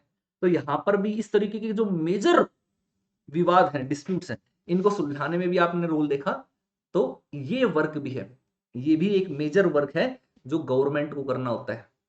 ठीक है, इस तरीके से तो गवर्नमेंट की कई सारी अलग अलग एजेंसी हो जाती, और बहुत सारे मामले जो सेंटर स्टेट के मामले हैं, सेंटर और स्टेट के बीच में डिस्प्यूट हो गया तो आप डायरेक्ट कोर्ट में ले जा सकते हैं। ठीक है, चलिए अब एक और चीज देखते हैं, समानता एवं न्याय, इसको बड़े ध्यान से समझना। ठीक है, इक्वेलिटी एंड जस्टिस, दो अलग अलग कॉन्सेप्ट हैं, ध्यान में रखना। One of the main ideas of democratic government is its commitment to justice and equality. आप इन दोनों को अलग नहीं कर सकते, justice and equality can not be separated from each other. ठीक है, अब इसके लिए थोड़ा सा बैकग्राउंड की तरफ चलते हैं, हिस्ट्री की तरफ चलते हैं।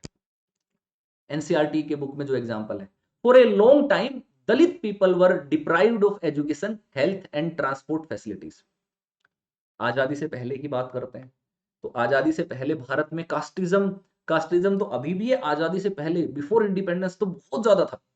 इनह्यूमन कंडीशंस होती थी कुछ कम्युनिटीज के लिए, तो जिनके साथ इस तरीके का डिस्क्रिमिनेशन किया जाता था, भेदभाव किया जाता था, और जो सोशल इंक्लूजन जिनका नहीं था, एक्सक्लूड करा हुआ था, उन सभी कम्युनिटीज को बेसिकली उस टाइम दलित जो है वो बोला जाता था। बाद में इनकी जगह, इस वर्ड की जगह जो है दलित की जगह ज्यादा अच्छा वर्ड रहेगा अगर हम शेड्यूल कास्ट बोले। ठीक है, ये थोड़ा प्रॉपर वो रहता है। तो बहुत ज्यादा डिस्क्रिमिनेशन होता था, एजुकेशन नहीं होती। जैसे एक पिक्चर देखोगे, इस पिक्चर में देखिए, ये एक फोटो है बिफोर इंडिपेंडेंस की, जहां पर एक टीचर बच्चों को पढ़ा रहा है। अब बहुत सारे बच्चे हैं, वो देखो एकदम बिल्कुल कालीन के ऊपर बैठे हैं, आराम से एक दूसरे के साथ चिपक के बैठे हैं, एक दूसरे के साथ बैठ करके पढ़ रहे हैं। वहीं दूसरे में एक बच्ची है, इसको बिल्कुल दूर साइड में किनारे करके अलग से बिठाया हुआ है। तो इस तरीके के डिस्क्रिमिनेशन होते थे, कास्ट के बेस पर एजुकेशन से डिस्क्रिमिनेशन।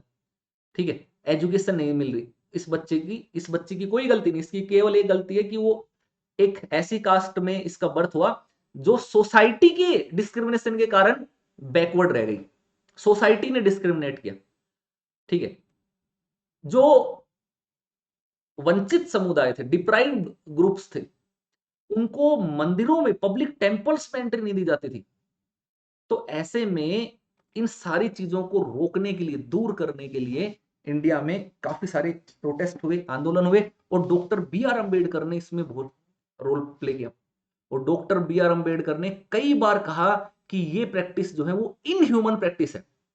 एक तरफ तो हम बोलते हैं कि हम इंडियन हैं, ब्रिटिशर्स के अगेंस्ट हमें फ्रीडम चाहिए, दूसरी तरफ हम आपस में इंडियंस के साथ डिस्क्रिमिनेशन कर रहे हैं। इन्होंने कहा कि justice can be achieved only when all peoples are treated equally, कि न्याय तभी मिलेगा जब सब लोगों के साथ बराबरी का व्यवहार किया जाए।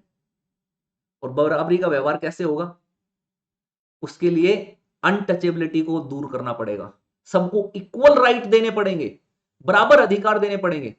इसीलिए कॉन्स्टिट्यूशन बनाते टाइम अनटचेबिलिटी को बैन कर दिया गया, पनिशेबल ऑफेंस बना दिया गया, आर्टिकल 17 ये दिया गया। Right to equality article 14 to 18 में राइट टू इक्वेलिटी दे दिया गया। अब मुद्दा ये था कि चलो इक्वेलिटी तो दे दी, लेकिन क्या इक्वेलिटी आने से जस्टिस आ जाएगा? क्या समानता होने से जस्टिस होगा? क्योंकि सरकार की जो ये समानता है ना, ये इक्वेलिटी की तो बात करती है, लेकिन ऐसे समुदाय, ऐसे ग्रुप्स जो सोसाइटी में आज भी बराबर नहीं है, उनको किस तरीके से आप करोगे? मान लेते हैं बिफोर इंडिपेंडेंस, एक एग्जांपल से समझ लेते हैं इसको। इसके लिए ये फोटो है, ये पिक्चर मैं आपके लिए लेकर गया हूं, इस पिक्चर को देखिए। ठीक है, मैं यहां पर एक अलग कलर स्कीम लेता हूं ताकि आपको ये प्रॉपरली दिखे। मैं यहां पर लिख देता हूं 1 नंबर, इधर मैं लिख देता हूं 2 नंबर, और इधर मैं लिख देता हूं 3 नंबर। अब ये 3 लोग हैं जो एक ग्राउंड में बेसबॉल का मैच देख रहे हैं। ठीक है, कोई भी लगा लो, मान लो कि यहां पर बेसबॉल चल रहा है, लेकिन आप अज्यूम कर लो कि ये क्रिकेट का मैच चल रहा है, फुटबॉल का मैच चल रहा है, कुछ भी चल रहा है, मान लेते हैं। अब ये तीनों लोग आए हैं, तीनों लोगों की हाइट अलग अलग है। अब हाइट के ऊपर तो किसी का कंट्रोल है नहीं, नेचुरली है, कोई बहुत लंबा हो जाएगा, कोई छोटा हो जाएगा, कोई मिडिल हाइट का हो जाएगा। अब इक्वेलिटी तो ये कहते हैं कि इन तीनों को ये एक एक डब्बा, एक एक सीट, एक एक कुर्सी दे दी जाए ताकि ये लोग मैच देख सके, इस पे खड़े होकर के मैच देख सके, एक एक टेबल दे दी जाए। इक्वेलिटी तो ये बोलती है। लेकिन क्या ऐसी इक्वेलिटी होने से ये जो 3rd नंबर का पर्सन है, क्या ये मैच देख पा रहा है? ये मैच नहीं देख पा रहा। इसके साथ न्याय हो पा रहा है? नहीं हो पा रहा। क्या इसके लिए इक्वेलिटी वैल्यूएबल है? नहीं है। तो ऐसे में इसको भी मैच दिखाना तो इसको भी जरूरी है, तो कैसे करोगे? तो ऐसे में इसका एक सॉल्यूशन निकाला गया जस्टिस के तहत कि इस जो जो लंबा वाला पर्सन था, इसका बॉक्स जो है ना, ये यहां से ट्रांसफर करके छोटे वाले को दे दिया गया। तो 1 और 3 हो गया। 2 नंबर के पास उतना ही रहा क्योंकि उसके पास जरूरत नहीं थी, तो उसको नहीं दिया गया। तीसरे वाले को जरूरत थी तो उसको एक डब्बा दे दिया, तो वो भी इक्वल लेवल पर पहुंच गया। अब वो भी मैच देख रहे हैं। अब देखो, ऊपर तीनों इक्वल इक्वल लेवल पर है, तीनों बराबर लेवल पर है। तो ये है इक्वेलिटी विद जस्टिस, ये है हो गया न्याय, इसको बोलते हैं जस्टिस।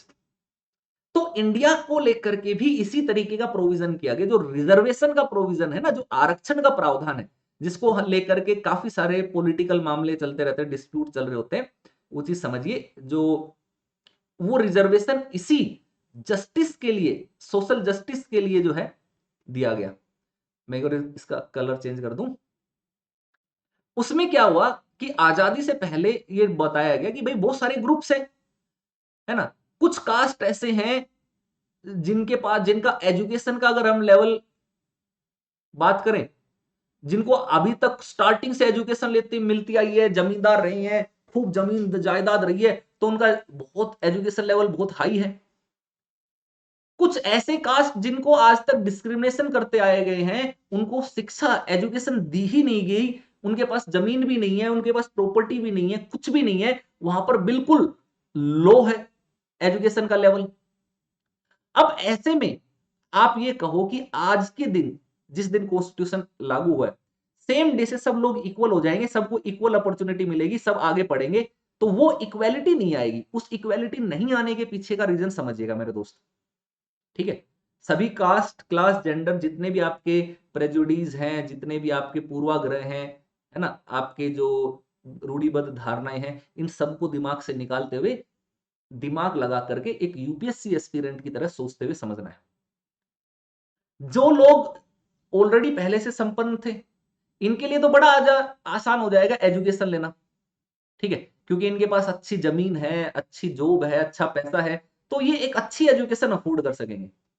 लेकिन जिनके साथ डिस्क्रिमिनेशन हुआ, जिनको ह्यूमन ही नहीं समझा जाता था, उनके पास तो सबसे मेजर प्रॉब्लम, सबसे पहली प्रॉब्लम तो ये आएगी कि वो अपनी फैमिली के लिए अर्निंग कैसे करें, अपनी फैमिली को खाना कहां से खिलाएं, फूड कहां से खिलाएं, उनके बेटरमेंट के लिए कैसे काम करें। तो पहले तो ये जो इस कम्युनिटी के लोग, ऐसी कम्युनिटी के लोग, उनका प्रायोरिटी क्या रहेगी कि वो अपनी फैमिली के लिए अर्न करें। ठीक है, उनको एक इकोनॉमिकली थोड़ा सा स्टेबल बनाए, फिर उसके बाद ही तो वो एजुकेशन अफोर्ड कर पाएंगे। पहले फूड मिलेगा तभी तो एजुकेशन होगा। एजुकेशन फूड के बाद ही आता है, पहले नहीं आता है। जब भूख लगती है तो आपका दिमाग चलना बंद हो जाता है, कुछ भी नहीं कर सकते। तो पहले इनके सारे रिसोर्सेज तो पैसे कमाने, अपना काम करने में लग जाएंगे, तो वो एजुकेशन कैसे लेंगे? तो इसका मतलब आगे भी, फ्यूचर में भी जितनी भी पीढ़ियां, जनरेशन आएंगी, जो अपर लेवल पर पहले थे वो हमेशा अपर रहेंगे, जो लोअर लेवल पर पहले थे वो हमेशा लोअर लेवल पर रह जाएंगे। इन दोनों के बीच में डिस्क्रिमिनेशन होता रहेगा।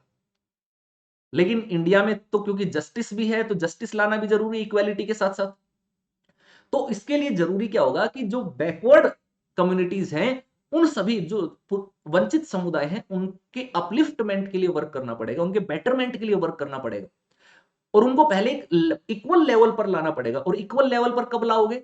जब आप उनको कुछ स्पेशल फैसिलिटीज दोगे, जिन स्पेशल फैसिलिटीज से वो अपने पास्ट में वंचित रह गए थे, जो उनको नहीं दी गई, जिसके कारण वो बहुत पीछे, बैकवर्ड होते चले गए थे।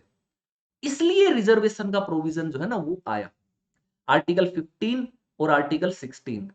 ठीक है, आर्टिकल 16(4), 15(4) इसमें आपको देखने को मिलेगा। 15(4) में आपको एजुकेशन से रिलेटेड रिजर्वेशन, और 16(4) में आपको जॉब से रिलेटेड रिजर्वेशन मिलेगा, कास्ट बेस्ड रिजर्वेशन। ठीक है, इनिशियली जो था वो शेड्यूल कास्ट और शेड्यूल ट्राइब के लिए था, फिर उसके बाद ओबीसी को जोड़ा गया, और अब इसमें ईडब्ल्यूएस को भी जोड़ दिया गया। तो ये 4 कम्युनिटीज हैं जिनको रिजर्वेशन यहां पर एजुकेशन के लिए और जॉब्स के लिए दिया जाता है। और ये एजुकेशन, ये जो रिजर्वेशन है, इसी जस्टिस के लिए दिया जाता है, ताकि जो वर्ग, जो समुदाय जो पहले वंचित थे, वो इक्वल आ सके, सोसाइटी में एक इक्वल स्टेटस ले सके, ताकि आगे वो अपना डेवलपमेंट इक्वली कर सके, इक्वल अपॉर्चुनिटीज उनको भी मिल सके। तो ये जस्टिस था। ठीक है, अब मैं रिजर्वेशन की अगर हम बात करते हैं तो इंडिया में शेड्यूल कास्ट के लिए जो है रिजर्वेशन 15% है, शेड्यूल ट्राइब के लिए अगर हम बात करें तो रिजर्वेशन 7.5% है, ओबीसी के लिए अगर हम बात करें तो रिजर्वेशन 27% है, और ईडब्ल्यूएस के लिए बात करें तो रिजर्वेशन 10% है। ठीक है, तो ओबीसी में सबको रिजर्वेशन नहीं मिलता, केवल जो क्रीमी लेयर में नहीं आते उनको रिजर्वेशन जो है वहां पर मिलता है ना। क्रीमी लेयर मतलब एक सर्टेन अमाउंट आप अगर अर्न करते तो आपको रिजर्वेशन नहीं मिलेगा। ईडब्ल्यूएस का भी लगभग उसी तरीके का ही सेम ही क्राइटेरिया है कि ऐसे कम्युनिटीज जिनको पहले रिजर्वेशन नहीं मिला, जो जनरल कैटेगरी से बिलोंग करते हैं, और अगर वो इकोनॉमिकली वीकर हैं तो उनको रिजर्वेशन मिलेगा 10%। तो रिजर्वेशन को लेकर के जो है वो एक सोशल जस्टिस का एरिया था। हाँ, कुछ डिस्प्यूट्स होते हैं, वो कुछ पॉलिटिकल मुद्दे ज्यादा है, आप लोगों को पॉलिटिकली भड़का दिया जाता है, वो अलग चीज है। आपको उन सब चीजों से निकल करके भी समझना है कि सबको इक्वल स्टेटस पर लाने के लिए क्या किया जाएगा। फैमिली में ऐसा होता है कि नहीं? एक सिंपल सी चीज समझिए, एक एग्जाम्पल से मैं आपको समझाता हूँ। हमारी फैमिली है, मान लेते हैं कि आप 2 ब्रदर हैं एक फैमिली में, या 2 सिस्टर्स हैं। एक ब्रदर जो है वो तो एकदम बिल्कुल नॉर्मल चाइल्ड है, और दूसरा ब्रदर जो है छोटा, मान लेते हैं वो एक स्पेशल किड है। वो बाई बर्थ जो है, बर्थ के टाइम से ही उसके साथ किसी ना किसी चीज की प्रॉब्लम है। हो सकता है उसकी वो दिव्यांग हो, है ना, उसके एक हाथ ना हो, या माइंड कम वर्क करता हो। अब ऐसे में, या वो हो सकता है कि वो फिजिकली बहुत कम स्ट्रोंग रहा हो, इतना स्ट्रोंग ना रहा। अब जैसे जैसे दो ग्रो करते हैं दोनों लोग, मान लेते हैं दोनों जुड़वा हैं, ठीक है, दोनों ट्विंस हैं, एक फिजिकली स्ट्रोंग है, एक मेंटली डिसेबल्ड है, तो वो फिजिकली भी स्ट्रोंग नहीं है। अब दोनों लोग साथ साथ ग्रो करते हैं, एक बड़ा हट्टा कट्टा है, एक बिल्कुल पतला है, तो आप दोनों को इक्वल न्यूट्रिशन अगर कहोगी कि भाई तुम भी 5 रोटी खाओ और ये दूसरे वाला ये भी 5 रोटी खाए, जरूर इक्वल नहीं होगा। जरूरी नहीं है दोनों 5 रोटी खा पाए, हो सकता है छोटे वाले एक ही खा पाए, हो सकता है कि छोटे वाले को रोटी सूट ही ना करती, उसके लिए स्पेशल फूड लगाना पड़े, है ना। बाहर वो घूमने गए, किसी के साथ फाइट होगी, लड़ाई होगी, ठीक है, तो उस लड़ाई में ये कह रहे हो कि जिसकी जिससे लड़ाई हुई वही वापस में लड़ाई, है ना, कि जो फिजिकली स्ट्रोंग है वो तो लड़ लेगा दूसरे से, लेकिन जो फिजिकली स्ट्रोंग नहीं है दूसरा बच्चा, वो कैसे लड़ेगा? उसको अगर तुम कहोगे कि तुम भी खुद ही लड़ो, तो वो तो जस्टिसिएबल नहीं होगा, है ना। तो ऐसे में आप देखना, आपकी फैमिली एक्स्ट्रा केयर करती है ऐसे बच्चे की, शुरू से उसके लिए प्रोटेक्टिव रहती है, उसको स्कूल लाना ले जाना, कॉलेज लेकर के जाना, कॉलेज से लाना, उसकी स्टडी पे ध्यान देना, उसके न्यूट्रिशन पर ध्यान देना, उसकी जरूरतों के रिक्वायरमेंट्स पे ध्यान देना, है ना। वो सारी की सारी चीजें कौन करता है? वो सारी की सारी चीजें करते हैं फैमिली वाले लोग करते हैं। ठीक है, तो इसीलिए वो होता है जस्टिस, है ना।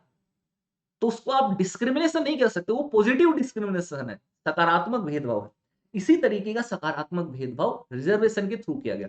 हाँ, अब इसमें एक इंप्रूवमेंट करने की चीज की जा सकती है। इंप्रूवमेंट ये किया जा सकता है कि जो लोग रिजर्वेशन के बेस पर कैपेबल हो चुके हैं, अब उनको या उनकी फैमिली को रिजर्वेशन रेगुलर ना मिले, क्योंकि रिजर्वेशन का मेन ऑब्जेक्टिव ये था कि सोशल जस्टिस आए, इक्वेलिटी आए, है ना, वो कैपेबल हो जाए। जब एक बार कैपेबल हो गए तो उनकी जो आने वाली जनरेशन है, उनके जो आने वाले बच्चे हैं, ठीक है, क्योंकि वो कैपेबल होकर के आए हैं, वो अब अच्छे माहौल में एक अच्छे उसमें पढ़ रहे हैं, ठीक है, तो उनको रिजर्वेशन देना वो गलत है। तो उसको आप थोड़ा सा चीजें सही कर सकते हो, लेकिन ये कहना कि रिजर्वेशन कंप्लीट खराब है, गलत है, नहीं होना चाहिए, तो वो एकदम गलत स्टेटमेंट हो जाएगी, वो सोशल जस्टिस के अगेंस्ट हो जाएगी, ठीक है। तो रिजर्वेशन ठीक है, लेकिन इसमें जो कुछ कमियां हैं इसको हम टाइम आने के साथ साथ इंप्रूव कर सकते हैं। जैसे ओबीसी में क्रीमी लेयर का प्रोविजन है।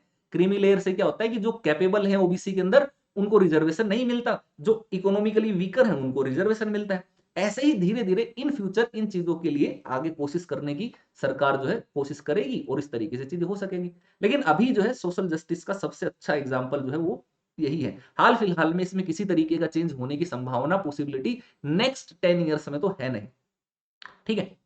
तो ये होता है इक्वेलिटी विद जस्टिस। और ये इक्वेलिटी विद जस्टिस आपको कहां मिलेगा? ये मिलेगा डेमोक्रेसी में। तो डेमोक्रेसी का एक और एलिमेंट आपने देखा, एक और की फीचर देखा, वो है justice with equality, equality with justice, ठीक है। तो जस्टिस होना बहुत जरूरी है, न्याय होना जरूरी है ना। न्याय का मतलब ये मत समझ लेना कि कोर्ट में जाकर करे मिलोड न्याय चाहिए। फिल्मों में देखते हो, आपने फिल्मों में देखा होगा कि जज साहब न्याय कर दीजिए जज साहब तो ऐसा वाले जज साहब की नहीं, वो भी एक न्याय की बात आती है, वो भी एक जस्टिस आता है, लेकिन वो एक अलग कॉन्सेप्ट है। यहां पर जो जस्टिस है वो इक्वल अपॉर्चुनिटीज की बात कर रहे हैं, ठीक है। अब केवल यही नहीं, आप हम तो ये कास्ट जेंडर और रिलीजन के बेस पर रिजर्वेशन की बात कर रहे थे।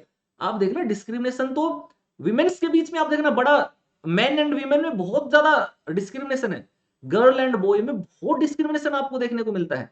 बहुत कॉमन ट्रेंड बना हुआ है इंडिया की सोसाइटी में, क्योंकि पैट्रियार्की रही है इंडिया के अंदर, ठीक है। तो जब पैट्रियार्की होती थी, पुराना जब होता था, पितृ सत्ता होती थी, उस पितृ सत्ता में उसको बोलते हैं पितृ सत्ता, पितृसत्ता पैट्रियार्की। तो पितृसत्ता में पैट्रियार्की में क्या किया जाता है?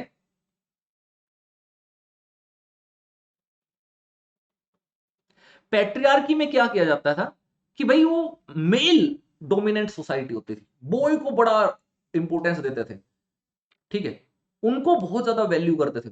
गर्ल्स के बारे में पैट्रियार्की में सोचा जाता है कि यार कि लड़कियां जो है वो फैमिली नहीं चलाएंगी, वो तो अदर फैमिली में चले जाएंगे और उनकी शादी करनी पड़ेगी, उनकी मैरिज करनी पड़ेगी उनका विवाह करेंगे, उसमें खर्चा लगेगा, दहेज देना पड़ेगा, हमारी जमीन जायदाद बिक जाएगी, सेल करने पड़ेगा, हम गरीब हो जाएंगे, है ना, हमारे लिए कोई काम नहीं आएगा, हमारी सर्विस कौन करेगा, हम जब बूढ़े होंगे तो हमें कौन बचाएगा, है ना, हमारी हेल्प कौन करेगा। तो ये एक मेल डोमिनेंट सोसाइटी के जो है चीजें यहां पर रही, तो इसलिए वो बॉयज को ज्यादा प्रीफर करते रहे। तो आप देखना इंडिया में कन्या भ्रूण हत्या एक बहुत बड़ी समस्या बनी हुई है ना। जिस जब क्या होता है कि चाइल्ड इन्फेंटिसाइड का नाम आपने सुना होगा, पेट में ही जेंडर को पहचान करके जो लड़कियां थी उनको अबॉर्शन करवा दिया जाता था। इंडिया में एक ट्रेंड बहुत ज्यादा हो गया था। अभी हाल फिलहाल में इसके ऊपर लगाम लगी, अब चीजें सुधरने लगी हैं। खास करके नॉर्थ इंडिया में इस तरीके के ट्रेंड बहुत ज्यादा थे। और हरियाणा में तो आप देखोगे कि जो सेक्स रेशो था वो बहुत ही बुरा हाल हरियाणा में था। हालांकि अब वहां पर भी बहुत अच्छे से इंप्रूव हो रहा है, सेक्स रेशो में बहुत ज्यादा इंप्रूवमेंट देखने को मिलता है, ठीक है। वो इंप्रूवमेंट क्या है, उसमें गवर्नमेंट का और डेमोक्रेसी का क्या रोल रहा है उसको बाद में बात करेंगे, लेकिन अभी इस तरीके का डिस्क्रिमिनेशन देखेंगे। और ये डिस्क्रिमिनेशन पैदा होने के बाद भी जारी रहता है। एक ही फैमिली में अगर गर्ल एंड बॉय चाइल्ड है तो बहुत ही आप अच्छी फैमिली में हो, आप अपने आप को लकी मानो कि अगर आपकी फैमिली आपके साथ डिस्क्रिमिनेट नहीं करती, आपको इक्वल ट्रीट करती है, लड़का और लड़की को बराबर दर्जा देती है। लेकिन आज भी इंडिया में बहुत सारे मेजोरिटी फैमिलीज के अंदर आपको ये देखने को मिलेगा कि अगर एक फैमिली में एक लड़का और एक लड़की है तो लड़के को ज्यादा वैल्यू दी जाती है, लड़की को कम दी जाती है। लड़की से उम्मीद की जाती है कि वो घर का सारा काम करे, पोछा भी लगाए, मम्मी के साथ काम में हाथ बटाए, बर्तन भी धोए, खाना भी बनाए, भाई को खाना पका करके खिलाए, उसको दे, है ना, उनके कपड़े भी धोए, या घर में कोई छोटा बच्चा है तो उस छोटे बच्चे को भी संभाले। लड़के से ये उम्मीद नहीं की जाती है। ठीक है, लड़के से उम्मीद की जाती है लड़का पढ़े लिखे, शेर बने, हैं, बाहर जाए, गाड़ी चलाए, बाइक चलाए। ठीक है, बाहर लड़ाई झगड़ा भी हो गया तो वो भी कोई बात नहीं कि लड़का है हमारा, शेर है, इस तरीके से उनसे वो नहीं होता। तो ये डिस्क्रिमिनेशन वहां पर भी है। ठीक है, तो फैमिली में भी डिस्क्रिमिनेशन देखने को मिलता है हमारी सोसाइटी के अंदर। एक ये कॉमन ट्रेंड्स आपको देखने को मिल जाता है गर्ल एंड बॉयज में। लेकिन इस ट्रेंड को भी दूर किया जा सकता है जब इक्वेलिटी विद जस्टिस लाई जाए। और इक्वेलिटी विद जस्टिस लाने के लिए सरकार फिर क्या करती है, यहां पर रोल प्ले करते हैं गवर्नमेंट। और गवर्नमेंट कैसे रोल प्ले करती है मेरे दोस्त, बड़े ध्यान से समझना। एजुकेशन की बात कर लेते हैं। ठीक है, बच्चों की एजुकेशन की, तो आप देखना इंडिया में जो बॉय चाइल्ड है और जो गर्ल चाइल्ड है, इनके एजुकेशन में भी डिफरेंस मिलेगा, है ना। लड़कों में जहां एजुकेशन का लेवल ऑलमोस्ट लगभग 80% प्लस, है ना, और मिलेगा, तो गर्ल्स में लगभग 65% प्लस के अराउंड कुछ ऐसे ऐसे ही कुछ एक आप ओवरऑल अगर देखोगे तो इसी तरीके का एक वो मिलेगा। एग्जैक्ट मेरे को अभी नहीं है तो मैं उसमें नहीं बता पा रहा हूं आपको। ठीक है, तो ऐसे में इसका मतलब ये है कि लोग अपने फैमिली में लड़कियों के साथ भेदभाव कर रहे हैं, उनको एजुकेशन के लिए नहीं भेजते। तो यहां पर गवर्नमेंट आती है, गवर्नमेंट का रोल है सोशल जस्टिस लाना, सोसाइटी में इक्वेलिटी, है ना, विद जस्टिस लाना। तो इसके लिए government has taken some steps to overcome this. The government has made some special provision so that girls can get rid of the injustice done to them. और उसके लिए स्कूल और कॉलेज में जैसे एक पॉलिसी आई, बेटी बचाओ बेटी पढ़ाओ, आपने सुना ना, उसके तहत सबको अवेयर किया गया, सबको प्रमोट किया गया, है ना। बेटीज के लिए, गर्ल्स चाइल्ड के लिए फीस जो है प्राइवेट इंस्टीट्यूशंस में कम की गई। गवर्नमेंट स्कूल और कॉलेज में उनकी फीस कंप्लीटली, कहते हैं कंप्लीटली खत्म कर दी गई, है ना, हटा दी गई। और इसके साथ साथ बच्चियों को उनके फैमिली वाले स्कूल भेजे तो इसके लिए उनको वो स्कॉलरशिप भी देने लगे। ठीक है, स्कॉलरशिप के साथ साथ उनके लिए वहां पर सैनिटरी पैड, उसका डिस्ट्रीब्यूशन, स्कूल ड्रेस का डिस्ट्रीब्यूशन, आयरन की जो टेबलेट्स हैं उनका डिस्ट्रीब्यूशन, ताकि जो डेली लाइफ से रिलेटेड चीजें, वो भी हेल्थ से रिलेटेड चीजें, वो भी उनको वहां पर मिले, हेल्थ एंड हाइजीन से, फैमिली को खर्चा ना करना पड़े। ताकि फैमिली कम से कम इसी बहाने ही भेज दे स्कूल में कि चलो इनको कुछ स्कॉलरशिप मिल रही है, ठीक है, इनको खर्चा नहीं करना पड़ रहा है, इनकी हेल्थ एंड हाइजीन का ख्याल भी सरकार रख रही है। तो सरकार ने ऐसी फैसिलिटीज गर्ल्स के लिए दी। उनका जन्म के टाइम, बाई बर्थ बर्थ के टाइम उनके कुछ अकाउंट ओपन करने वाली योजनाएं चलती हैं कि जब वो अडल्ट हो जाएंगी तो उसमें एक साथ अडल्ट होने के बाद उनको काफी पैसा मिलेगा ताकि वो सक्षम हो सके। इस तरीके की पॉलिसीज चलाई जाती हैं। लड़कों के साथ, लड़कों के लिए नहीं चलाई जाती है। लड़के लोग बड़े करते होंगे, जैसे हम स्कूल में थे बचपन में तो हमें बड़ा लगता था यार, ये ठीक है यार, ये हमारे साथ की लड़की, इसको तो हर महीने 5,000 रुपए दे देती है गवर्नमेंट, और इसके 60% आए, और हम 75% लेकर गए तो भी हमें एक भी रुपया नहीं मिल रहा, हमसे तो फीस भी ले रही है सरकार। तो उस टाइम बड़ी इस तरीके की जिज्ञासा होती थी। लड़कों को लगता था यार भेदभाव कर रहे हैं हमारे साथ, सरकार बड़ी भेदभाव करते, सब लोग बड़ा भेदभाव करते, लड़कियों को बड़ा रिस्पेक्ट देते, हमें नहीं देते। ये एक इस तरीके, जब हम समझदार नहीं होते तो इस तरीके की चीजें होती है, इस तरीके की चीजें हम थॉट प्रोसेस में आ जाती है। ठीक है, क्लास में जो लड़कियां होती थी उनके लिए सरकार, गवर्नमेंट की तरफ से पॉलिसीज चलती थी, तो उनके लिए स्पेशली आयरन की और फोलिक एसिड की उनको टैबलेट्स, और इसके साथ साथ सैनिटरी पैड जो है वो उनको डिस्ट्रीब्यूट होते थे। तो स्कूल में क्या होते थे, टीचर लोग चुपचाप चुपचाप उनको डिस्ट्रीब्यूट करते थे। हम लोग देखते रहे चुपचाप चुपचाप पैकेट में क्या दे रहे हैं, हमें क्यों नहीं दे रहे। ठीक है, तो हमें लगता था यार हमारे साथ भेदभाव हो रहा है कि लड़कों को कुछ नहीं दे रहे, लड़कियों को सब कुछ दे रहे, है ना। और फिर घर वाले भी हमें डांटते कि देख निठल्ले, तेरे ऊपर इतना पैसा खर्च कर रहे हैं और देख तेरी बहन स्कॉलरशिप ला रही है, पढ़ गया, अपना खर्चा खुद उठा रही है। हमें लगता है मतलब ऐसा भेदभाव क्यों।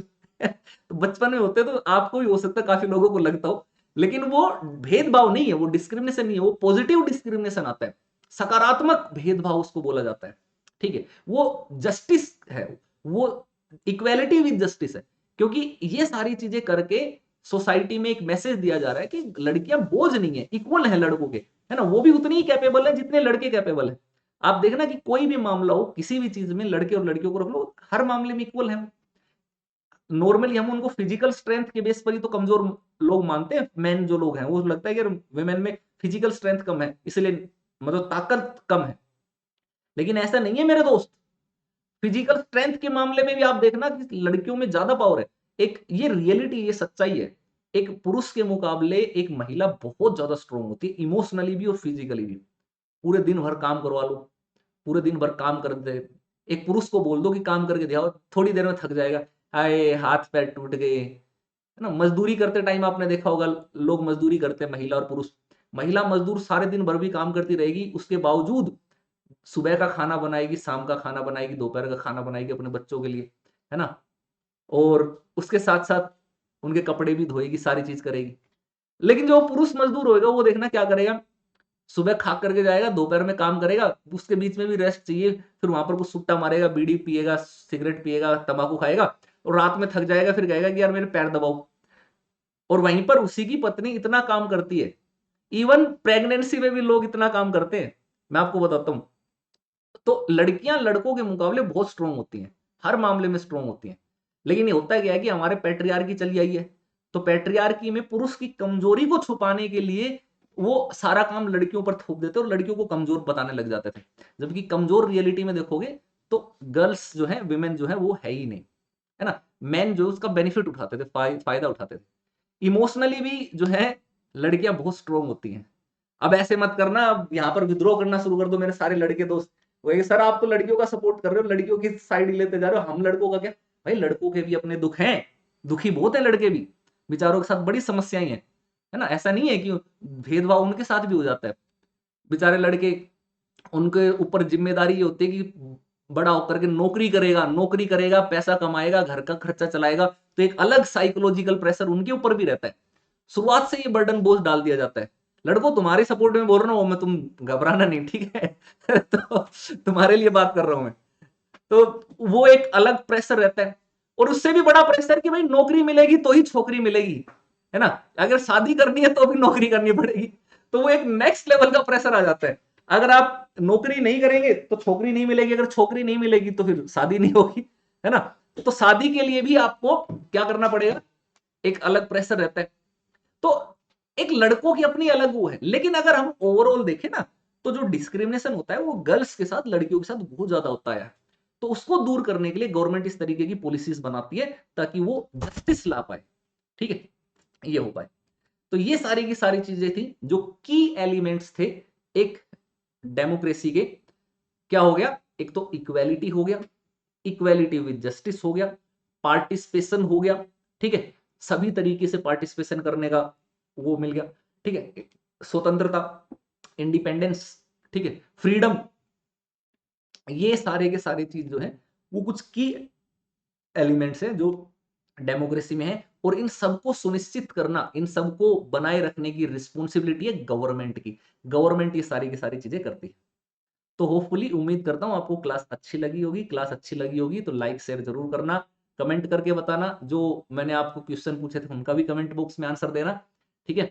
मेरे सारे दोस्त आंसर जरूर देना, और शेयर करा करो यार, आप शेयर नहीं करते, शेयर करो क्लास को। आपके लिए सारी एनसीईआरटी की सीरीज अब धड़ाधड़ सारे चैप्टर्स में जल्दी जल्दी कंप्लीट करा दूंगा, सब बहुत अच्छे से डिटेल से।